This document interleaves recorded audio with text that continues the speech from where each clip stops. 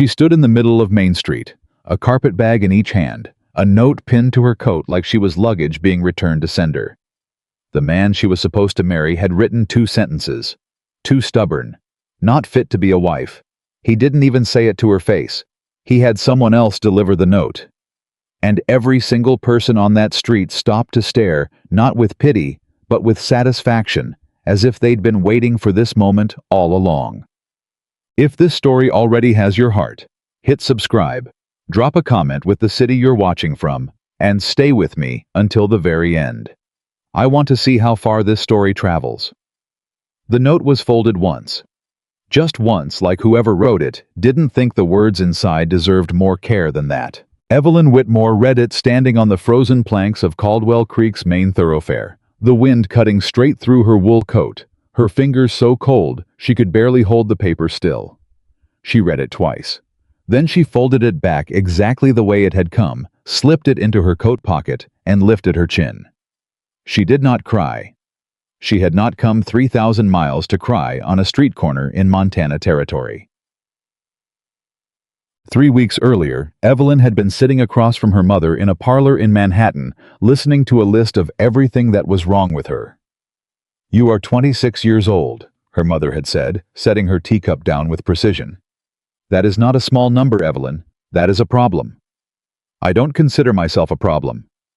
"The men who've met you do." Evelyn had kept her eyes level. "Then perhaps I've been meeting the wrong men." Her mother had exhaled through her nose a sound Evelyn had learned to translate over the years. It meant you are impossible, and I am exhausted by you." "There is an arrangement," her mother said. "A respectable man, a rancher, out west. A mail-order situation. A practical solution. To the problem of me." Her mother hadn't answered, which was, of course, its own answer. Evelyn had said yes. Not because she was desperate. Not because she believed some stranger in Montana would give her what New York hadn't. She said yes because she was tired of fighting battles in rooms where no one could hear her. She said yes because somewhere out west there was open land, and open land meant room to breathe. She said yes because every door in her current life had already been quietly, firmly closed by men who found her too opinionated, too educated, too reluctant to smile on command. A new territory wasn't a surrender. It was a different map. The man who had arranged to marry her was named Douglas Pratt. She'd received 4 letters from him. They were polite, measured. He mentioned his acreage twice and his church attendance 3 times. She had not expected love from the letters. She had expected honesty. What she got instead was a man who took one look at her, stepping off the stagecoach, the way she held her own bag, the way she answered the driver's question before Douglas could speak for her, the way her eyes moved around the town with open curiosity instead of nervous deference, and made a decision before she'd even spoken a full sentence to him. He shook her hand. He showed her to the boarding house. He said he would call on her the following morning. I didn't call the following morning. He sent his ranch hand instead with a note with her trunk already loaded on a wagon pointed back toward the stage line. Too stubborn. Not fit to be a wife. Evelyn stood on Main Street for exactly 3 minutes. She counted them. Then she walked into the only establishment that looked like it might have a warm interior and a person willing to answer a direct question. It was a general store. A man behind the counter looked up when she pushed through the door. He was somewhere in his 50s with a gray beard and the kind of eyes that had seen too many things to be easily surprised. He looked at her trunk. He looked at her face. He did not say anything about the note pinned to her coat. She'd already removed it, but she suspected word traveled faster than she could. "I need to understand my options," she said. The man she would learn his name was Gerald Hatch, and that he had run this store for 20 years, set down the bolt of fabric he'd been measuring, and gave her his full attention. "Stage goes back east in 2 days," he said. "That's one." "What's another?" He looked at her for a long moment. "There's a widow woman who takes in boarders. You could work there through winter. Come spring, figure something out." "And the third?" He hesitated. That hesitation told her there was a third. "Mr. Hatch," she said, "I did not ask what the comfortable options were. I asked what my options were. He put both hands flat on the counter. There's a man, Nathaniel Cole, has a ranch up in the mountains about 14 miles north. He's had some difficulty. What kind of difficulty? The matrimonial kind. Evelyn waited. Gerald Hatch cleared his throat. He's placed 2 advertisements. 2 women came out. 2 women left. First one stayed 11 days. Second one stayed 6. Why did they leave? Hard living, isolation. The man doesn't talk much. Those aren't character flaws, Evelyn said. Those are circumstances. Gerald looked at her with something new in his expression. Something that wasn't quite pity anymore. He's not looking, he said. After the second one left, he said he was done with the whole business. Said he'd rather grow old alone than watch another woman make herself miserable trying to fit a life she didn't want.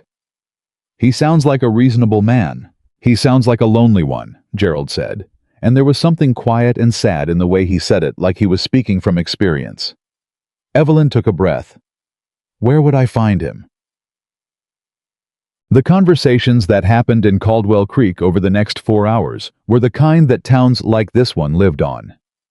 At the feed mill, 2 men who'd seen Evelyn talking to Gerald Hatch discussed what they called the Pratt woman's situation, with the casual cruelty of people who had nothing personally at risk. Pratt was right to send her back, said the first. A wife's got to know her place.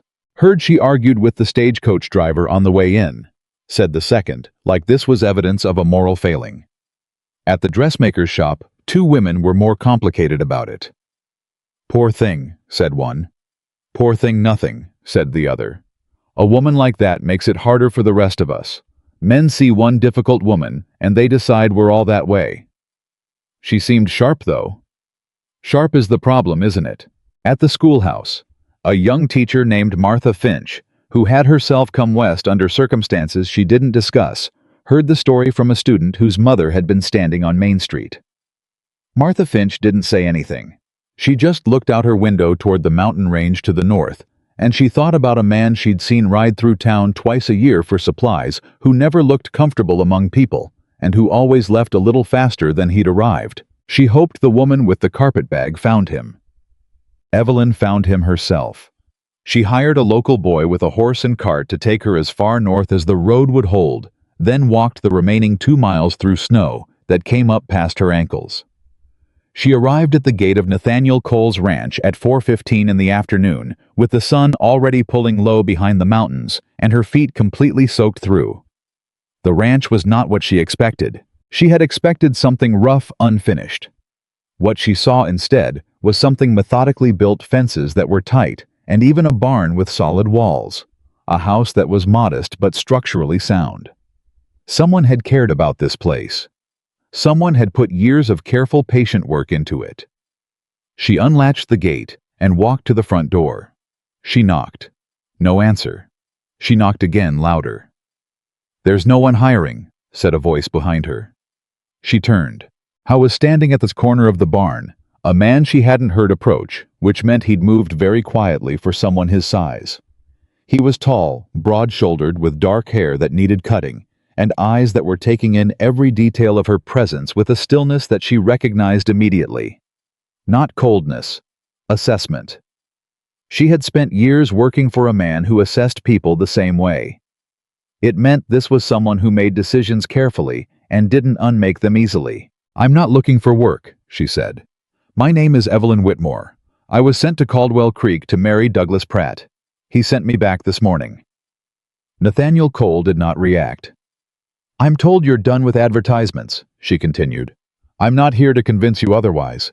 I'm here because I need a practical conversation with a practical person, and Gerald Hatch implied you might be that." A long pause. "Gerald talks too much," Nathaniel said. "He talked enough," Evelyn said. "Can I come in from the cold? My feet are soaked through and I've been standing in snow for 20 minutes. Another pause, shorter this time. "Door's not locked," he said, and went back into the barn. The inside of the house was exactly what she expected from the outside, spare, functional, and meticulously ordered. Nothing extra, nothing decorative, but nothing neglected either. The stove was burning. There was a cast iron pot on it with something that smelled like venison stew. The floor was swept. The windows were clean. This was not a man who had let himself go. This was a man who had learned to live very precisely with exactly what he had. Evelyn sat down at the kitchen table, pulled off her boots, and set them by the stove. She put her wet stockings over the back of a chair. She unwrapped her scarf. Then she waited. He came in from the barn 20 minutes later, stomping snow from his boots. He looked at her stockings on his chair. He looked at her sitting at his table in her wool socks with her hands folded. He went to the stove, took a second bowl from the shelf, and ladled stew into it. He set it in front of her. He did not ask if she was hungry. He had apparently decided she was, and he was right.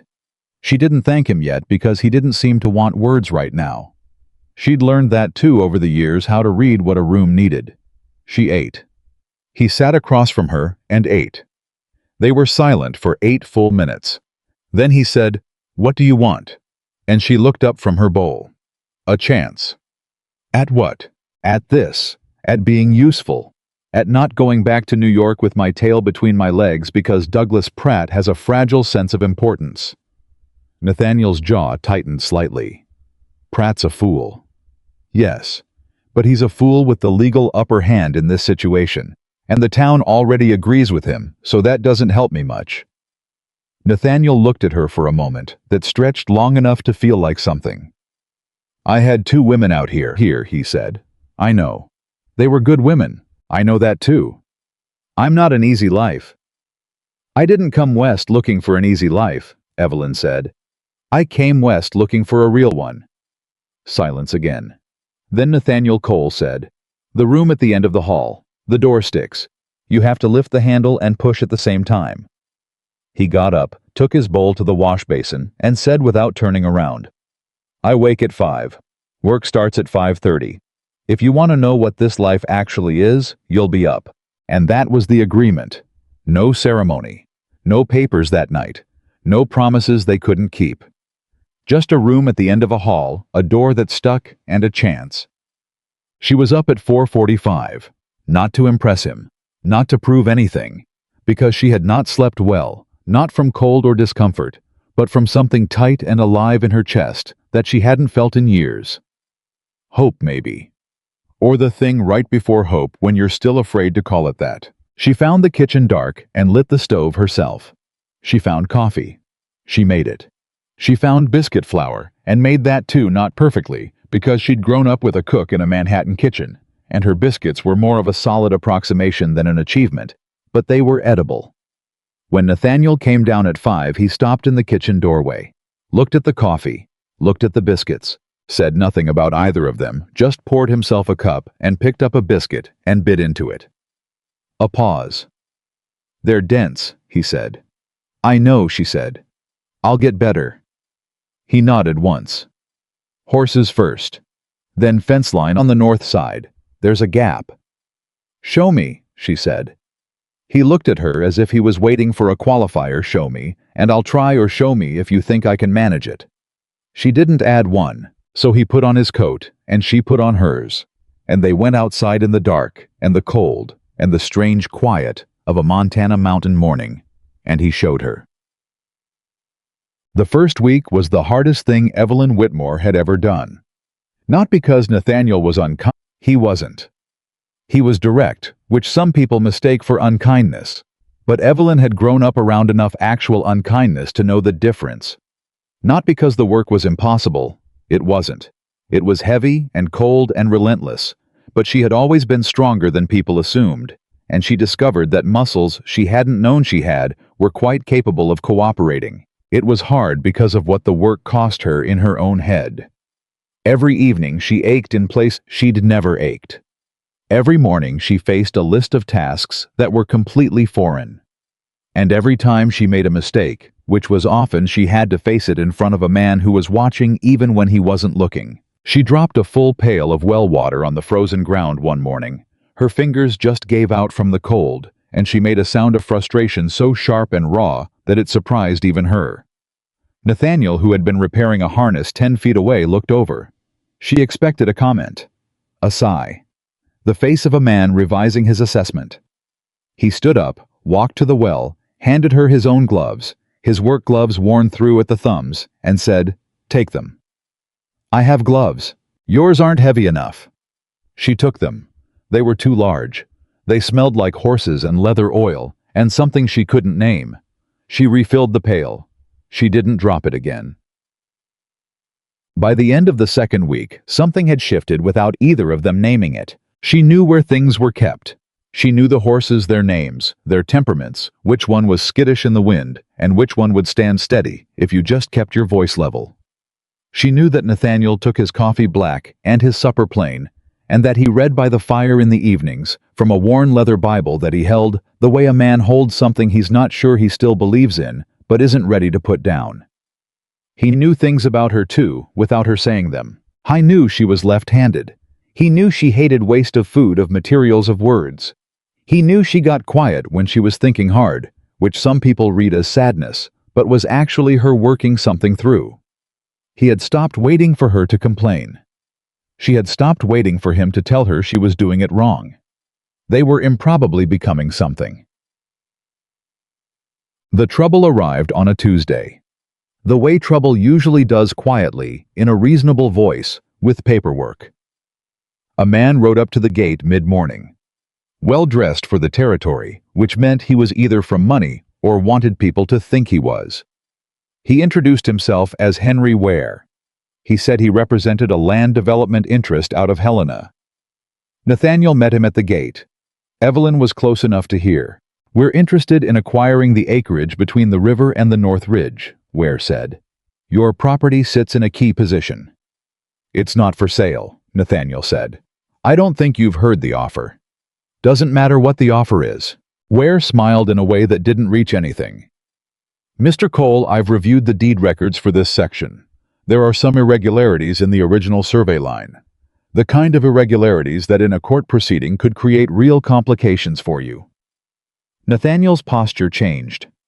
Evelyn watched it happen, the stillness that moved through him, the way a man goes still when he's been hit where it actually hurts.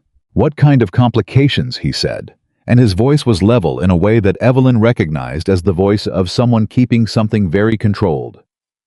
"The kind that take time and money to resolve," Ware said pleasantly. "Unless, of course, we reach a mutually agreeable arrangement before it becomes a matter of public record." He tipped his hat. He left a card. He rode away.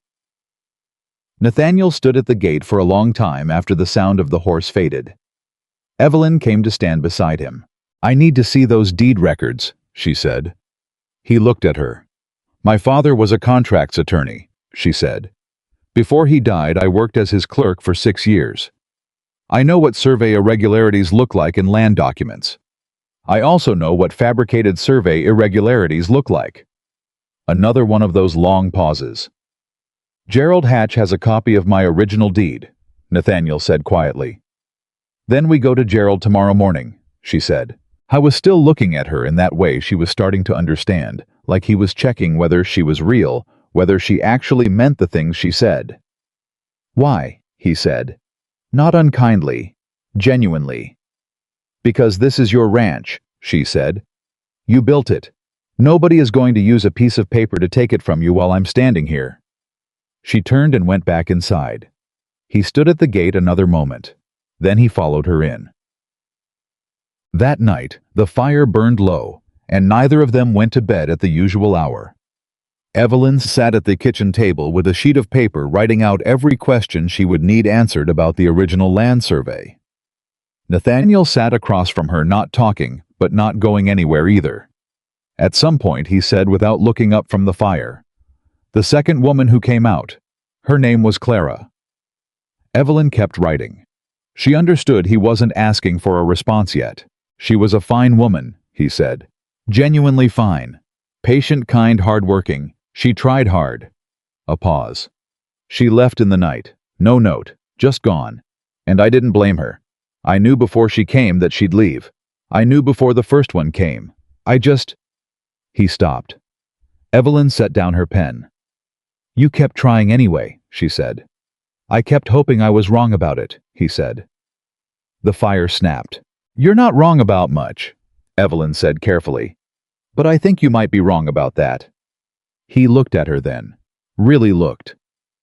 I think you've been watching for the signs that women leave, she said. So many times that you've stopped watching for the signs that someone might stay. He didn't answer, but he didn't look away either. And that for Nathaniel Cole was its own kind of answer. She could not have told you exactly when she stopped feeling like a guest in that house. It wasn't a single moment. It was an accumulation. The morning she automatically adjusted the stove damper because she knew from the wind direction it would run too hot. The evening she reorganized the barn tools, not because he asked, but because she'd noticed he spent 30 seconds every morning looking for the same hammer. The afternoon she was working the fence line and heard him laugh. Actually laugh, short and surprised at something one of the horses did, and she thought, there he is. That's who's in there. She had known when she read Douglas Pratt's note that the words said more about him than they did about her. Too stubborn. Stubborn was what they called a woman who didn't fold. Too independent. Independent was what they called a woman who didn't need managing. Not fit to be a wife. Not fit for his version of a wife. For a woman shaped around his comfort, his authority, his definition of what a household was for. Standing in that kitchen, writing those questions by firelight, with Nathaniel Cole sitting across from her in the kind of silence that wasn't lonely anymore.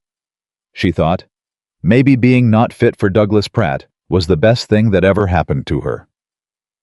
She was still thinking it when she finally went to bed. She lay in the room at the end of the hall, the door that stuck already open because she'd learned the trick of it now, and she looked at the ceiling. Outside, the wind was doing something serious to the mountain. It moved through the eaves with a sound that was almost a voice. She had been sent back like damaged goods. She had been labeled a failure before she'd had the chance to become anything. She had walked 14 miles in the snow on a hunch and sat down across from a man who expected her to leave. And she was still here. She closed her eyes. Still here, she thought. Still here. The next morning she woke at 4:35. She made the coffee. The biscuits were better.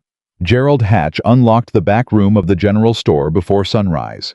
He didn't ask why they were there before business hours. He took one look at Nathaniel's face and Evelyn's posture, both of them carrying something tight and purposeful, and he went straight to the iron filing cabinet in the corner without a word. He pulled out a folder. He set it on the counter. Cole Land Deed, he said. Original survey filed 1881. I've had a copy since the day Nathaniel registered the property. Evelyn was already reaching for it. She spread the papers flat on the counter under the lamp and read the way her father had taught her, not top to bottom, like a letter, but in layers, looking first for the structure, then for the measurements, then for anything that sat slightly wrong. Nathaniel stood beside her. Gerald stood on the other side of the counter. Neither of them spoke. The clock on the wall ticked. 2 minutes passed. Then 3. Then Evelyn said, "There." She put her finger on a line in the survey description. This bearing notation. The language is standard for 1881 Montana Territory surveys. But this number, this degree measurement on the northeast corner, it's been written in a way that creates ambiguity. It could be read 2 ways depending on which surveying convention you apply. Gerald leaned in. I never noticed that. It's subtle, Evelyn said. Which means it was either a genuine error by the original surveyor, or it was written this way on purpose, so someone could exploit it later. Where, Nathaniel said. 1 word. Or whoever Where is working for, Evelyn said. This kind of arrangement doesn't start with a well-dressed man on a horse. It starts with someone in a records office. Gerald looked at Nathaniel. You know the county recorder. Jim Aldous, Nathaniel said. We grew up together. He would have told me. Unless he didn't know, Evelyn said. Unless someone else flagged this document before Aldous ever looked at it. She straightened up. I need to see the original, not a copy. The original deed on file at the county courthouse. Nathaniel looked at her. That's a 2-day ride, he said. Then we should leave this morning, she said. Gerald made a sound that was almost a laugh, the involuntary kind, the kind that escapes when you witness something unexpected. He covered it with a cough. Nathaniel didn't laugh, but something moved across his face that wasn't quite a smile and wasn't quite surprise. It was more like recognition, like he was identifying something he'd seen before in a context he hadn't expected. He picked up his copy of the deed. "I'll get the horses," he said. They were on the road by 7. The town watched them go. Evelyn was aware of it, the faces at the man outside the feed mill, who stopped stacking grain, to look the woman on the mercantile porch, who leaned over to say something to the woman standing beside her. She didn't look back at any of them.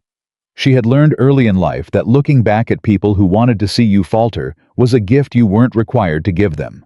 They rode mostly in silence for the first hour. Not uncomfortable silence, the kind that two people fall into when they're each carrying their own thoughts and neither needs to fill the space with noise. Then Nathaniel said, "How long did you work for your father?" 6 years, Evelyn said. "From the time I was 17 until he died. I read every contract that came through his office. Prepared correspondence, organized case files, researched precedents." A pause. "He wanted to send me to a women's college. He was saving for it. He died before he could manage it. And after my mother decided the sensible thing was to redirect the plan. Find a husband instead of an education." She kept her eyes forward. She wasn't wrong that it was the practical path. She was wrong that practical and right are the same thing. Nathaniel didn't say anything for a moment. Then, "My father thought ranching was beneath him. He was a businessman, failed at it, lost everything, left when I was 12. Evelyn looked at him. "I built this ranch," he said, "because I wanted something that couldn't fail the way a bad decision fails. Land doesn't cheat. Weather is honest. The work either holds or it doesn't, and you know the difference every single day. You trust things you can measure," she said. "I trust things I can stand in front of and look at directly," he said. "Yes." She thought about that for a long time. She thought about Douglas Pratt, who had assessed her in 3 minutes from a distance. She thought about Nathaniel, who had watched her for 2 weeks up close before he'd said anything of consequence. The difference between those two men was not complicated. One of them was afraid of what he couldn't control. The other was waiting to understand what he could trust. They stopped at midday at a small settlement, 3 buildings a well. A woman named Agnes, who sold hot food out of her front room and didn't ask questions. They sat across from each other at a rough-hewn table with bowls of bean soup and bread that was better than Evelyn's biscuits, a fact she acknowledged internally and filed away. Agnes brought coffee. She looked at the two of them with the particular attention of a woman who had seen a lot of pairs come through her front room. "Married?" she asked, not unkindly. "Not yet," Evelyn said. She didn't know why she said not yet instead of no. The words came out before she'd organized them. Nathaniel's eyes moved to her face. She kept her expression neutral, reached for her coffee. Agnes nodded and went back to her kitchen, as if this was all perfectly ordinary. Under the table, Evelyn's heart was doing something she chose not to examine too closely. The county courthouse in Harlan Bend was a solid brick building that smelled like old paper and wood oil and the specific gravity of official things. The clerk at the records desk was a young man who brightened considerably when Nathaniel Cole walked through the door. "Mr. Cole," he said, "haven't seen you in almost a year." "Thomas," Nathaniel said, "I need to look at the original deed record for Section 14 Range 9 Cole property." Thomas's expression shifted. Something complicated moved through it, too quick to read fully, but enough to make Evelyn notice. "Of course," Thomas said. I'll get that pulled." He went to the back. He was gone for 4 minutes. When he came back, he was carrying a leather-bound record book, and his face had settled into professional neutrality. He set the book on the review table and opened it to the marked page. Evelyn leaned over it immediately. She read the original entry. Then she looked at the copy from Gerald's files. Then she looked at the original again. "Thomas," she said without looking up. "When was the last time someone else requested access to this record?" Thomas hesitated. "I'd need to check the access log," he said. "Please," she said. He went back behind the counter and opened a different ledger. He ran his finger down a column. His face had gone carefully blank, the kind of blank that is itself information. 6 weeks ago, he said, a Mr. Ware came in, said he was doing routine title research for a development project. Evelyn straightened up. She looked at Nathaniel. He was already looking at her. Nathaniel, she said, keeping her voice even. The original record matches your copy exactly. The bearing notation is identical. There's no legitimate ambiguity here. She paused. Ware wasn't pointing to a genuine problem in the document. He was planning to create one. Probably through a fraudulent resurvey, someone he's paid to come out, walk the property, and file a new measurement that contradicts the original. Can he do that? Nathaniel said. With the right people in the right places. Yes. She turned to Thomas. Is there a surveyor in this county who's done recent work for Helena land development interests? Thomas looked like he wanted to be anywhere other than behind this counter. Thomas, Nathaniel said quietly. Just his name. That was all. Thomas closed his ledger. He looked at both of them. Then he said very carefully, a man named Briggs, Conrad Briggs. He's done 3 surveys in the last 4 months for a company called Western Territorial Holdings. I don't know if it's connected. It's connected, Evelyn said. Thank you, Thomas. She was already reaching for the copy paper. I need to make a written record of what this original document says, she told Thomas, with you as a witness. Date, time, exact language. Will you do that? Thomas looked at Nathaniel one more time. Nathaniel gave him a single nod. Yes, Thomas said. I'll do that. They were back on the road before dark with a witnessed notarized copy of the original deed. Thomas's signature on a statement confirming no amendments or alterations had been made to the record and the name Conrad Briggs. They rode in silence for the first mile. Then Nathaniel said, You knew before we left the courthouse. You knew what they were planning. I suspected, Evelyn said. A fraudulent resurvey is one of the oldest land grab methods there is. My father handled 2 cases involving the same tactic. Different territory, same architecture. Another mile. Evelyn. She looked at him. He was riding straight ahead, his eyes on the trail. Thank you, he said. 2 words, simple and direct. She had received more elaborate gratitude in her life that meant less than those 2 words said the way he said them, like something he'd turned over carefully before deciding it was true. It's not finished yet, she said. No, he said. But it's different now. She understood what he meant. An hour ago, he'd been facing a threat in the dark. Now he could see it.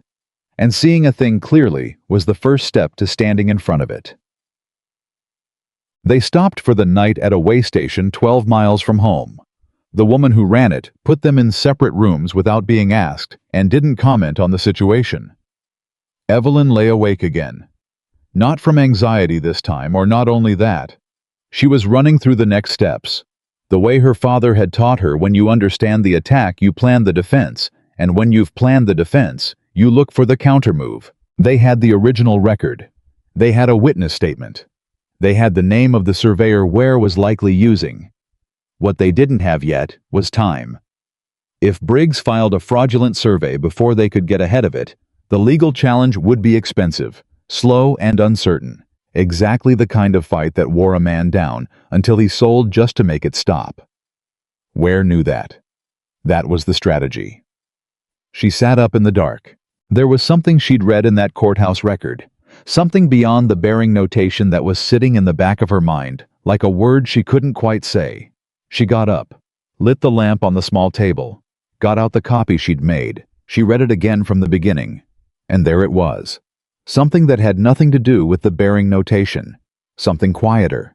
Something that, if she was reading it correctly, changed everything about what Henry Ware could legally do. Her hands went still on the paper. She read it a 3rd time to be sure. Then she sat there for a long moment in the lamplight and thought about how sometimes the thing that saves you isn't the big move. It's the thing no one thought to look for because they were all looking somewhere else. She was at Nathaniel's door at 6, the next morning knock barely finished, before she was already talking. He opened the door, still pulling on his coat hair, not yet brushed. He looked at her face. What did you find? He said. She held up the copy. There's a water rights notation at the bottom of the original deed. It's brief 4 lines, but it creates what's called a prior appropriation claim on the river branch that runs through the northeast corner of your property. He stared at her. That means, she said, that any development on that land requires your consent to use the water source. Without it, whatever Western Territorial Holdings is building on the adjacent property won't have legal access to the water they'd need. She paused. They don't just want your land, Nathaniel. They need it. Or more specifically, they need the water rights that come with it. He was fully awake now. So the surveying tactic is a way to cloud your title, scare you into selling at a low price, and absorb those water rights in the transaction. If they can get you out before you understand what you're actually sitting on, they win. He sat down on the edge of the bed. He looked at the floor for a moment, the way a man looks at something he can't quite take in all at once. My father would have sold, he said quietly, without ever knowing why they wanted it so badly. Your father isn't here, Evelyn said. He looked up at her. She held his gaze. You are. The hallway between them was narrow. The lamplight was still on. He stood up. We ride home, he said. Today. We write up everything you found. And then we go pay Henry Ware a visit before he comes to us. Evelyn felt something shift in her chest. Not hope this time. Certainty. Yes, she said. That's exactly right. They made it back to the ranch by late afternoon. And Henry Ware was already there. He was sitting on his horse outside the front gate, and he was not alone. 2 other men were with him. One of them Evelyn noticed immediately carrying a roll of papers under his arm. Survey documents. The kind you bring when you want to present an argument before the other side can prepare. Ware smiled when he saw them ride in. Mr. Cole, he said. I was hoping we could talk. We can talk, Nathaniel said, dismounting. He was very calm. The calmness of a man who is not worried anymore. Come inside. Ware looked at Evelyn. Something shifted behind his eyes. He had not expected her to be part of this. He had come here expecting a quiet rancher who was alone and afraid. He got something different. Of course, Ware said, still pleasant. We have a surveyor's preliminary assessment I think you'll want to review. I'm sure you do, Evelyn said. And you can show it to us. We have something to show you too.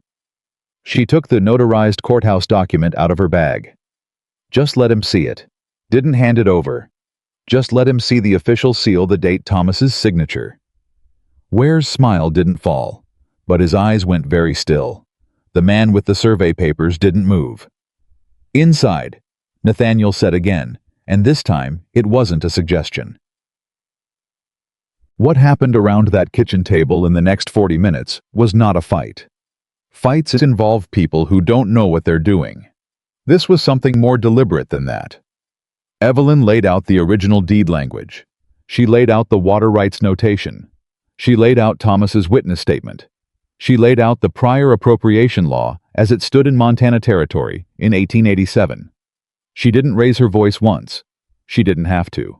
Ware's preliminary survey, which Conrad Briggs had indeed prepared, and which contained adjusted bearing measurements that conveniently redrew the northeast boundary line, sat on the table untouched.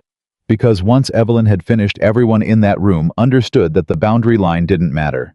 The water rights were attached to the original land grant regardless of where any subsequent survey put the line.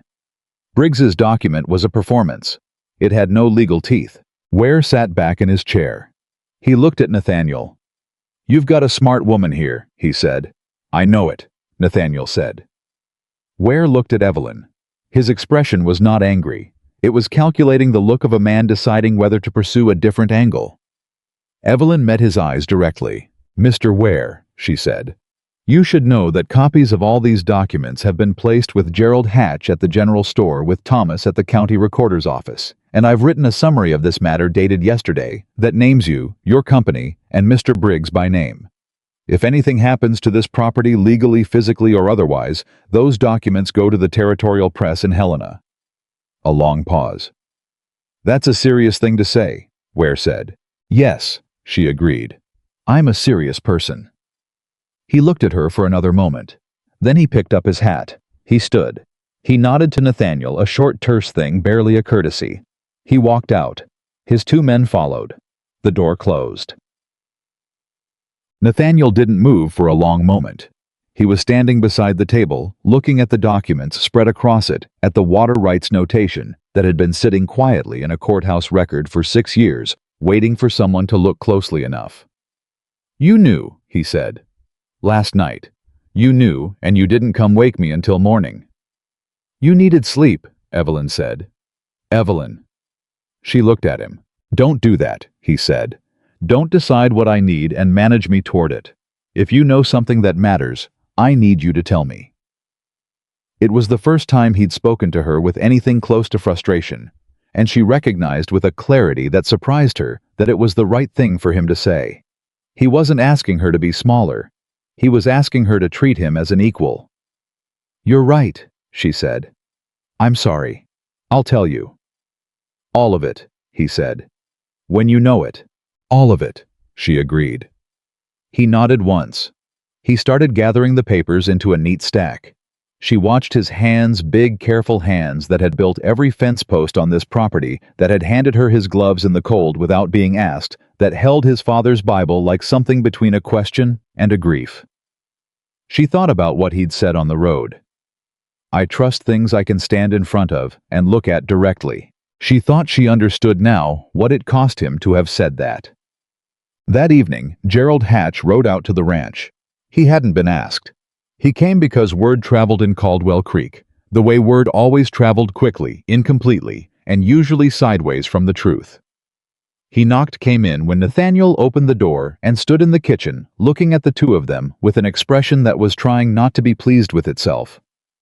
"Heard Ware rode out of here without his papers," Gerald said. "He did," Nathaniel said. Gerald looked at Evelyn. "Heard it was on account of some research you did." "We did," Evelyn said. He nodded. Sat down. Accepted the coffee Evelyn put in front of him without being asked. "You should know," he said, looking at his cup, "that people in town are talking." "People in town are always talking," Nathaniel said. "This is different talking," Gerald said. "Before they were talking about the Pratt woman who got sent back." He paused. "Now they're talking about the woman who outmaneuvered a Helena Land Company in 2 days." Evelyn didn't say anything. "Mrs. Finch at the school asked if you'd be willing to speak with her about some paperwork she's been trying to sort through for the school board," Gerald continued. "Tom Aldous at the mill wants to know if you'd look at a contract dispute he's having with his supplier." "I'm not a lawyer," Evelyn said. "No," Gerald agreed. "But you're the closest thing to one that most of these people have ever had walk into town." He looked at her steadily. "Caldwell Creek is a small place. People don't forget when someone stands up for them, or shows them it can be done." Evelyn looked at the table. She thought about a woman in a Manhattan parlor who had said the word practical like it was the final word on everything. She thought about a note folded once pinned to a coat carried on a main street for 3 minutes while the town watched. She thought about a door at the end of a hall that stuck if you didn't know the trick of it, and how it didn't stick for her anymore. "Tell Martha Finch I'll come by on Friday," she said. Gerald smiled into his coffee. "I figured you'd say something like that." After Gerald left, the house was quiet. Nathaniel banked the fire. Evelyn washed the cups. Ordinary tasks, the kind that had become ordinary with a speed that still occasionally surprised her. "Can I ask you something?" Nathaniel said. She dried her hands. "Yes." He was standing by the stove, not looking at her. "When Pratt sent you back," he said, "what did you actually feel? Not what you told yourself. What you actually felt." She considered the question with the seriousness it deserved. "Furious," she said. "And ashamed, which made me more furious because I hadn't done anything to be ashamed of. And terrified." She paused. "Not of going home. Of being right about what going home would mean. That there was no version of the life I was expected to live that was going to work." "And now," he said. He was looking at her now. She held his gaze. "Now," she said, "I'm less terrified than I've been in 10 years. He was quiet for a moment. "The woman Pratt rejected," he said slowly, as if he was working out the words as he went, "was the same woman who just protected everything I built. He thought he was sending back a problem. He stopped. He sent me the one person I actually needed. The room was very still. Evelyn's heart did the thing again. The thing she was going to have to stop pretending she didn't notice. Nathaniel, I'm not saying it the way it sounds, he said quickly. I don't mean it like a transaction. I mean that I can see you, what you are, and He stopped, started again. I've been very careful for a long time not to let myself hope for specific things, because specific things disappoint you. I know, she said softly. But you are a specific thing, he said. You are a very specific person, and I find that I'm hoping anyway. She stood very still. Outside, the wind moved through the eaves of the house, and the fire settled, and somewhere in the barn, one of the horses shifted against the boards. I'm not going anywhere, she said. I know, he said. Then, with the faintest thing that might have been a smile, you'd have to be a fool to walk 14 miles in the snow twice. She laughed. Actually laughed the real kind, the kind that catches you sideways. He looked at her like it was something he was memorizing, and neither of them said anything else for a while, because sometimes the most true things don't need more words than the ones already said. The biscuits the next morning were the best she'd made yet. Nathaniel didn't comment on it directly. He just took a second one without being asked. That was enough. The second biscuit meant something.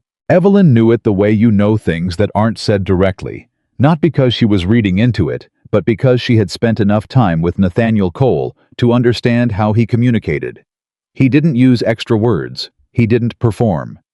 When he reached across the table and took that second biscuit without comment, without ceremony, it was the same as another man writing a sonnet.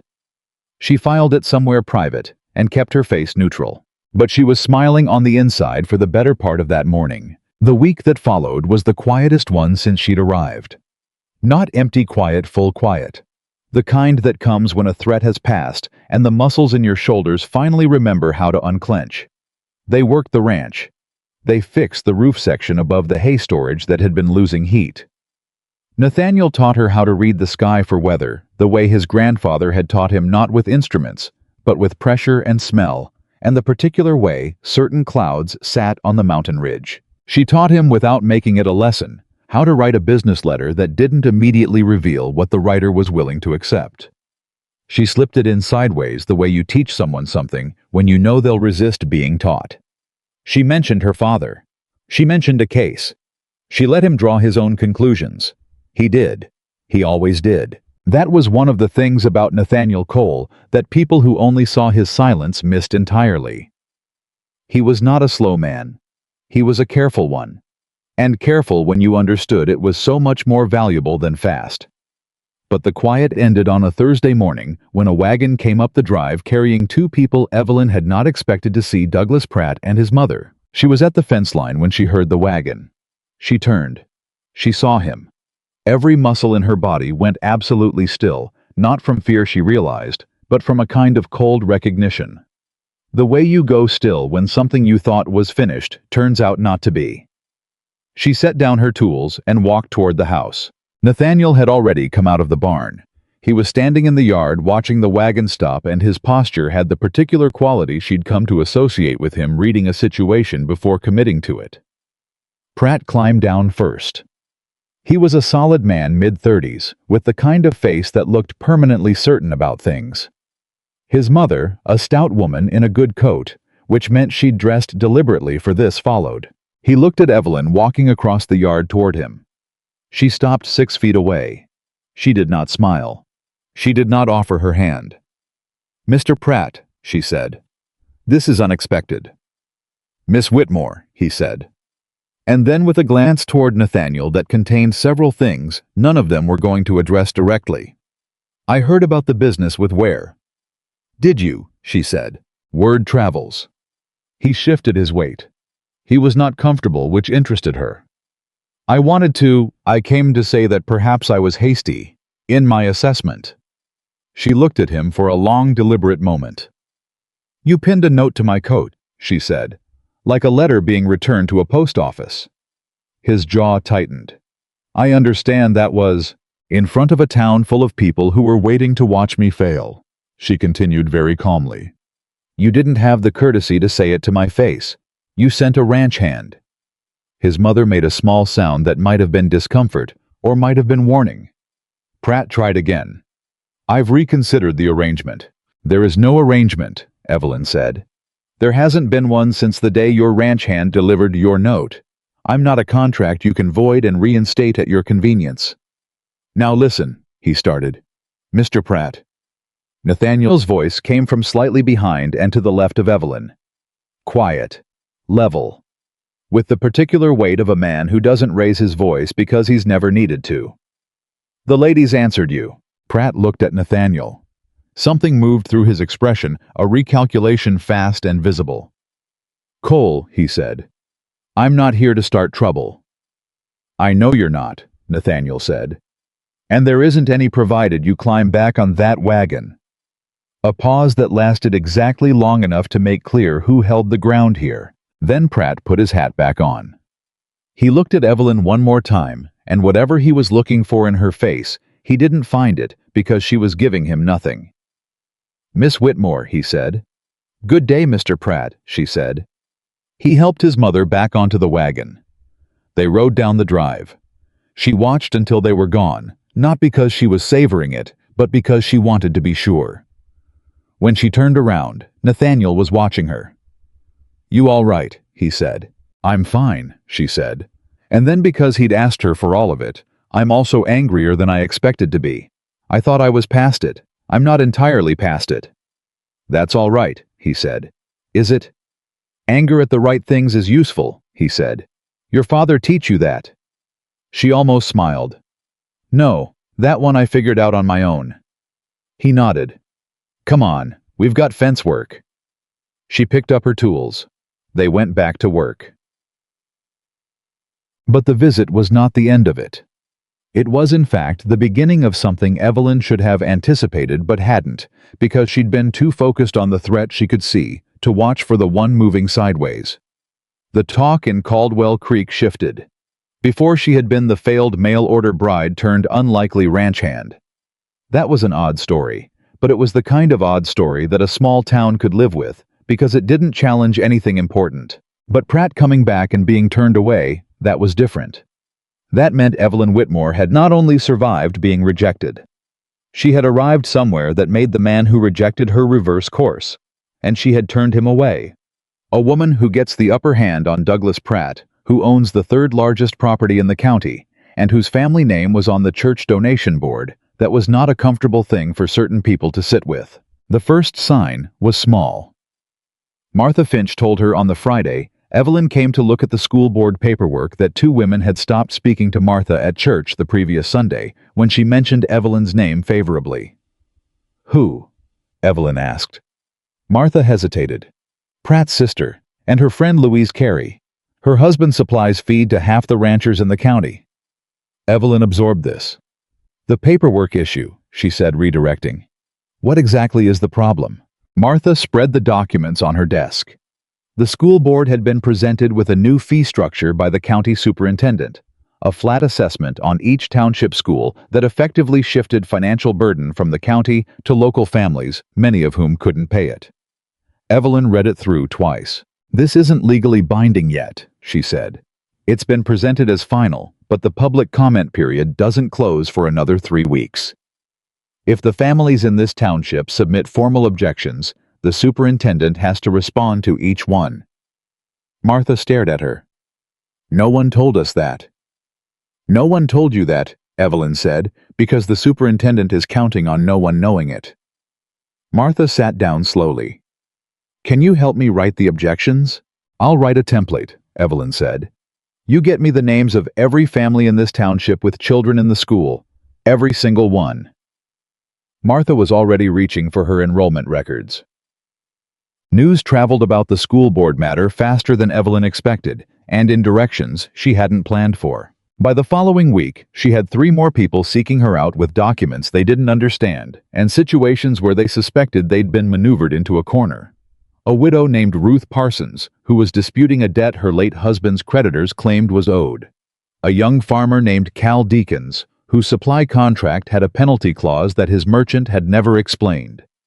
An elderly Chinese man named Mr. Lin, who ran a laundry on the edge of town, and whose shop lease had a renewal clause that his landlord was suddenly interpreting very differently from the way it read. She helped all of them. Not from a legal office. From Nathaniel's kitchen table in the evenings with whatever lamplight and reference documents she could get Gerald to order from Helena. Nathaniel watched this happen without comment. He made extra coffee on the nights people came. He made himself scarce when the conversations needed privacy, and present when he sensed someone needed the reassurance of another person in the room. He did these things without being asked and without making anything of them. One night after Cal Deakins had left with a written rebuttal to his merchant's penalty claim, and Evelyn was organizing her notes, Nathaniel sat down across from her. "You know what you're doing is making enemies," he said. "I know. Not just Pratt's family. Ware still has business interests in this county. The superintendent has friends. The merchant Cal's dealing with is Louise Carey's brother-in-law." She looked up. "I know that too. And I can't stop knowing what I know," she said. "I can't look at Ruth Parsons and know that she's being defrauded and decide not to say anything because it's inconvenient for me." She paused. "Can you?" Howe was quiet for a moment. "No," he said. "I can't." "Then there's your answer." He looked at her across the table, the way he looked at the mountain range. Sometimes like something that was both larger than expected and exactly where it was supposed to be. "I need to tell you something," he said. She set down her pen. "I went into town today," he said. "I heard something. I didn't want to bring it home until I'd thought about how to say it." "Say it directly," she said. "All of it. There's a man named Roy Hester. He owns 2 properties east of the feed mill. He's been talking. He's saying—" Nathaniel paused, and she could see him choosing words carefully, which meant what was coming was ugly. "He's saying that a woman like you shouldn't be running loose in a decent community. That you're stirring up trouble and giving people ideas above their station. That it's Cole's fault for taking in a woman nobody else wanted." She was very still. "He said that," she said. "In the saloon, loud enough that 4 people heard him and 3 of them told me." She looked at the table, not because she was hiding, because she needed a moment. She had known this was coming.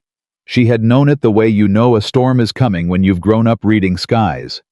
But knowing doesn't insulate you from the moment of contact. "What did you say?" she said. "When they told you?" "Nothing," he said. "I wanted to hear it from someone who was there first. And then I told Gerald Hatch that Roy Hester might want to be careful about public statements regarding people he doesn't know," Nathaniel said. "Gerald will make sure that's passed along." She looked up at him. "That's all." "What did you want me to do?" he said. It wasn't a challenge. It was a genuine question. "Nothing more than that," she said. I wanted to know you didn't doubt it. That you heard what he said and didn't wonder if he was right." Nathaniel's expression didn't change, but something in his eyes went very direct. "Nobody else wanted you," he said. "That part's true. I'm grateful for it every single morning." She had to look away, not from distress, from the opposite, because she was not ready for what she felt when he said things like that, and she was also not willing to be unprepared in front of anyone, even him. "All right," she said after a moment. "Thank you for telling me." "All of it," he reminded her. "All of it," she agreed. Roy Hester's comments did what Roy Hester intended them to do. By the following Sunday, 3 families who had come to Evelyn for help quietly withdrew. Not all at once, one at a time, with apologetic explanations about not wanting to make trouble, about deciding the situation had resolved itself, about needing to think it over more. She understood. She didn't push. She thanked them for coming to her and meant it. But Cal Deakins didn't withdraw. Ruth Parsons didn't withdraw. Martha Finch didn't withdraw. And Mr. Lin, who had been navigating hostile territory since the day he'd arrived in Caldwell Creek, looked at Evelyn across his counter and said in careful, precise English, "People who have nothing to lose are very free, Miss Whitmore. I have nothing to lose. I will not step back." She shook his hand. She held it a moment longer than a handshake required. He nodded once, and she walked back to the ranch with something hot and solid settled in her chest. Not anger this time. Something cleaner than anger. Something that felt like purpose. The twist she hadn't seen coming arrived on a cold Tuesday morning in the form of a letter. It was addressed to her, which was itself notable because she hadn't given anyone back east an address, and the only people who knew she was at Cole's ranch were Gerald, Martha, and the people she'd helped. She opened it at the kitchen table. Nathaniel was outside. She read it twice before she heard him come in. She set it face down on the table. He came through the door, read her face. He was very good at reading her face now, which she found alternately comforting and exposing, and sat down. "What is it?" She turned the letter over. He read it. He read it slowly, which meant it was complicated, or it hit somewhere deep, or both. It was from her mother. Her mother had somehow learned where she was through which channel Evelyn couldn't use. The letter was 3 pages long.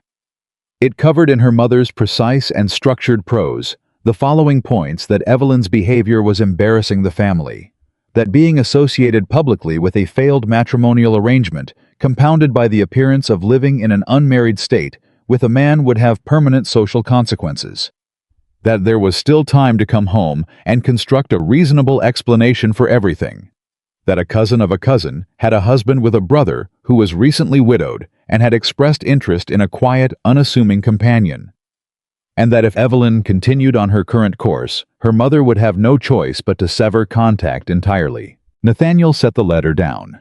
He was quiet for a moment. "She means it," Evelyn said. "The last part. She's not dramatic. If she writes it, she means it." "I know," he said. She looked at him. "How do you know?" "Because you're not dramatic either," he said. "And you came from somewhere." She almost laughed. Didn't quite. "If I write back and tell her I'm staying," Evelyn said, "I lose my mother." He didn't say anything. He was giving her room. "If I go home," she said, "I lose." She stopped. She looked at the table, at the copy of Ruth Parsons' creditor dispute sitting in her handwriting, at the school board objection template with 37 signatures she'd been collecting, at the worn edge of the kitchen table where she'd set her coffee cup every morning for 2 months. At Nathaniel's hands folded on the other side of the table waiting. "I lose something I haven't had a name for yet," she said. "But it's real. It's the most real thing I've had in years." He unfolded his hands. He put one of them very carefully on top of hers. He didn't say stay. He didn't say please. He didn't say I need you. He just put his hand on hers and left it there. And that a man who built things with his own hands, who had been left twice, who had stopped hoping for specific things until she had walked 14 miles in the snow and sat down at his table, that man choosing to ask her nothing and simply be present. That was the answer to everything her mother had written. She turned her hand over. She held his. "I need paper," she said. He got up, went to the shelf where he kept his own correspondence. Supplies came back, set paper and ink in front of her. She wrote the letter to her mother. It took 20 minutes. She said everything she needed to say and nothing she didn't. She told her mother she was well. She told her she had found work that mattered. She told her she hoped she would not lose her mother over this, but that she could not return to a life that required her to be smaller than she was. She did not apologize. She signed it with love because it was true, and the truth didn't stop being true because it was complicated. She sealed it. She set it on the table. Nathaniel was at the stove, not watching her, giving her privacy for the end of something. "Will you take that to Gerald tomorrow?" she said. "First thing," he said. She stood up. She felt lighter, not because the weight was gone, but because she'd acknowledged it fully and chosen anyway. That was its own kind of lightness. "I need to finish the Parsons brief," she said. "Coffee first," he said. She sat back down. He poured 2 cups. They sat at the table together in the good quiet, and outside the wind was doing something honest to the trees, and the fire was burning the way it burned when you'd tended it right, and Evelyn Whitmore thought, this is a life. Not a comfortable one, not a safe one, not one her mother would recognize as success, but real, hers, built from what she actually was instead of what someone else needed her to be. She picked up her pen. 3 days later, Roy Hester made his second mistake. The first had been talking in the saloon. The second was confronting her directly. She was outside the general store when he stepped off the mercantile porch and positioned himself in her path. He was a big man, broad and deliberate, and the positioning was not accidental. He wanted her to have to go around him or stop. She stopped. "Miss Whitmore," he said. "Mr. Hester," she said. "I think we should talk about what you're doing in this town." "I'm picking up lamp oil and postal supplies," she said. "What would you like to discuss?" He didn't appreciate the tone. She could see it. "You're creating unrest. People who had settled situations suddenly think they have recourse. That's disruptive." "Settled isn't the same as fair," she said. "This community has its way of doing things," he said. "Outsiders don't always understand that." "I understand it fine," she said. "I just don't agree with it." His jaw tightened. "A word of advice. Some situations are better left alone. Women who push too hard in places they don't belong have a way of finding that their welcome wears out." She looked at him steadily for a long moment. "Mr. Hester," she said, "I was unwelcome the day I arrived. I'm still here. I think we're past the point where that threat has any practical value." He stared at her. She stepped around him, went into the store and bought her lamp oil. Her hands were perfectly steady, but her heart was hammering not from fear, but from adrenaline, which she was learning to distinguish. Fear told you to run. Adrenaline told you that what you just did mattered. Gerald was behind the counter. He had heard every word through the open door. He set her lamp oil on the counter without being asked. "Anything else?" he said. "Postal supplies," she said. "And perhaps a piece of that hard candy if you have it." "I always have it," he said. He put a piece on the counter without charging her for it. She ate it on the walk back to the wagon. Small things she had learned were how you survived large ones. What she didn't know yet, what she couldn't have known, because it happened while she was walking back to where the wagon was tied, was that Roy Hester went directly from that encounter on the street to a private meeting with two men, his brother-in-law, who had the supply contract dispute with Cal Deacons, and a third man whose name she hadn't heard yet. A man named Bernard Cross. Bernard Cross was the county superintendent of schools, the same one whose fee structure she had shown Martha Finch how to fight. She didn't know about that meeting yet, but in 7 days she would. And everything she had built in Caldwell Creek, every person she had helped, every document she had filed, every morning, she had woken up at Cole's ranch and decided this was real, and hers was going to be tested in a way that made Henry Ware look like a minor inconvenience. The storm she'd been learning to read in the sky was not coming from the mountains. It was already inside the town, and it was pointed directly at her. That night, she and Nathaniel sat by the fire later than usual. She didn't tell him about Hester on the street. Not because she was protecting him, she had promised all of it, but because she was still working out what it meant, and she needed to understand something herself before she said it out loud. Finally, she said, "Do you ever regret it?" He looked up from his Bible. "Regret what specifically?" "Letting me stay. Letting this—" She gestured between them, between the table and the papers and the fire and the 2 cups, "become whatever this is." He closed the Bible. He thought about it the way he thought about everything, which meant he gave it the full weight it deserved and didn't answer until he was sure. "No," he said. "Not for a single morning." She nodded. "Ask me the real question," he said. She looked at him. "You're not asking about my regrets," he said. "You're asking whether this is worth what it's going to cost." She was quiet. "I don't know what's coming," she admitted. "I know something is. I can feel it the way you feel weather. And I know it's going to be harder than Ware was. And I know—" She stopped. "I know I'm the reason it's coming to your door. You came to my door," he said. "That's the best thing that's come through it in years." He looked at her steadily. "Whatever comes with you, I'll meet it." She looked at him for a long time. "I believe you," she said. "Good," he said. He picked his Bible back up. "Go to sleep, Evelyn. You'll need to be sharp." She stood. She went to the hall. She stopped at her door, the door that no longer stuck for her, and looked back. I was reading again, steady and still by the fire, like a man who had made a decision and finished making it. She went inside. She lay in the dark. She thought about Bernard Cross, whose name she didn't know yet. She thought about the meeting she didn't know about yet. She thought about Nathaniel saying, "Whatever comes with you, I'll meet it." And she thought that she had spent 26 years in a world that treated her fire like a flaw. She was about to find out whether it was enough. 7 days. That was how long it took for Bernard Cross to make his move. Evelyn learned his name on a Wednesday from Martha Finch, who came to the ranch on horseback just before noon, with her coat buttoned wrong, and her face carrying the particular expression of someone who has been sitting on bad news long enough that it started burning through. Evelyn met her at the gate. "Tell me," she said. Martha didn't waste time. "Bernard Cross filed a formal complaint with the Territorial Education Board. He's claiming the objection letters we submitted were improperly organized, that they don't meet the procedural requirements for a valid public comment submission, and should be disqualified." Evelyn went still. "On what grounds specifically?" "He says the letters weren't individually signed by the primary head of household. Some of them were signed by wives or eldest children when the husband was unavailable." Martha's voice was tight. "He's calling it a procedural defect." "Is it?" Evelyn said. "I don't know. That's why I'm here."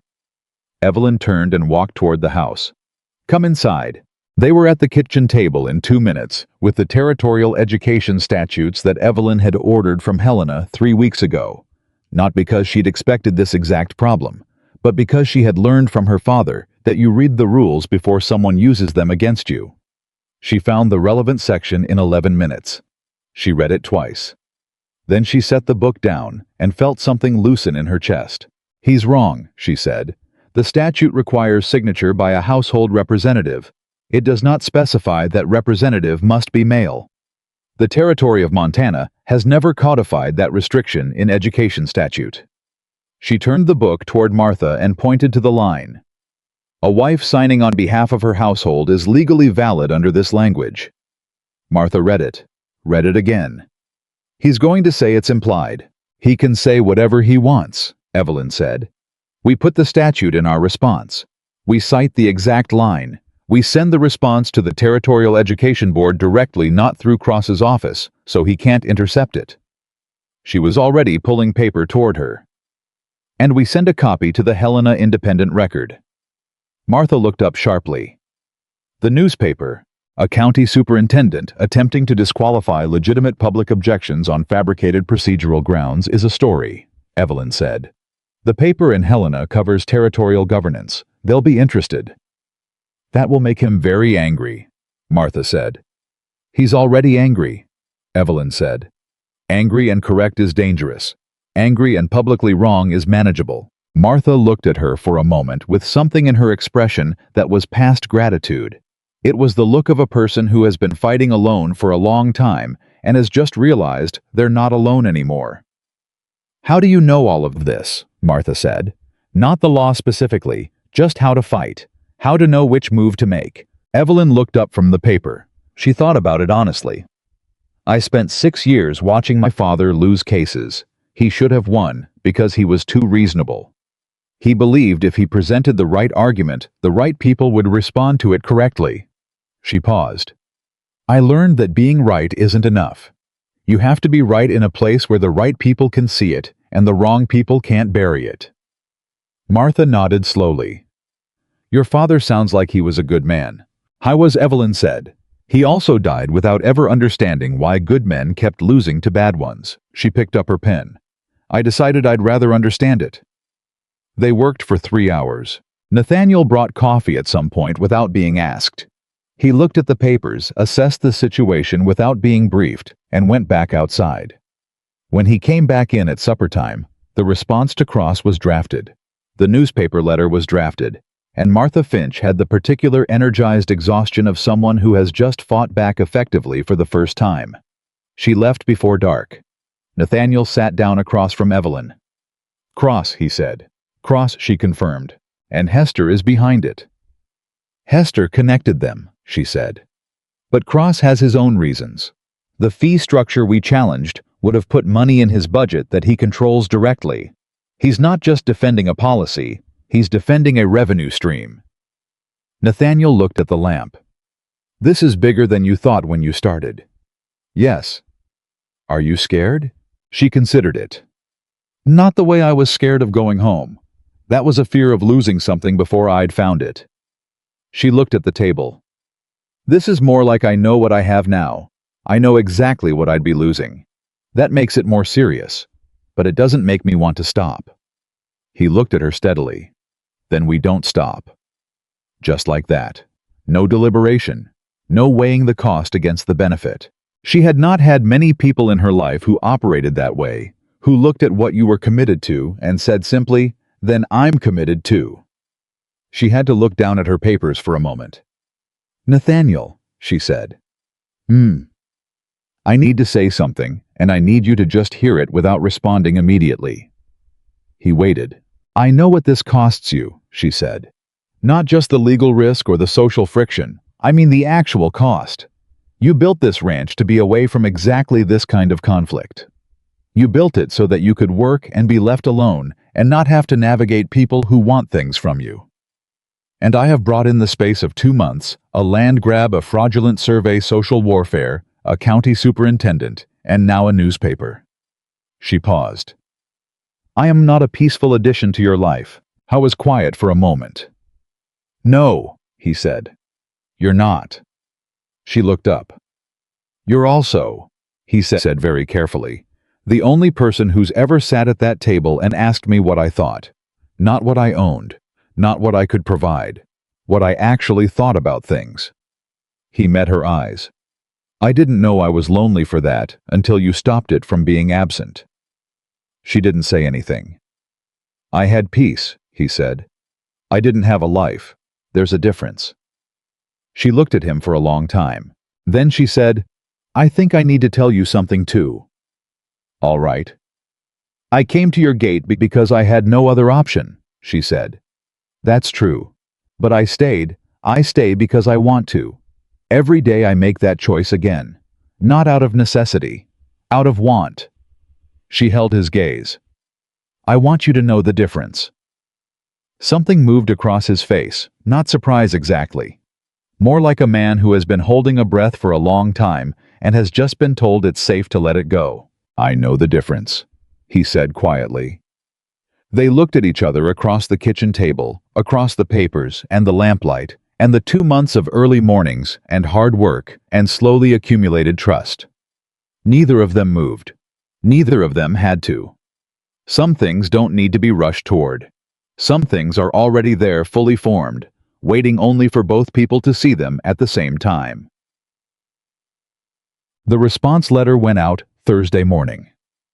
The newspaper letter went out the same day separately, addressed with copies of the relevant statute and a summary of the procedural history attached.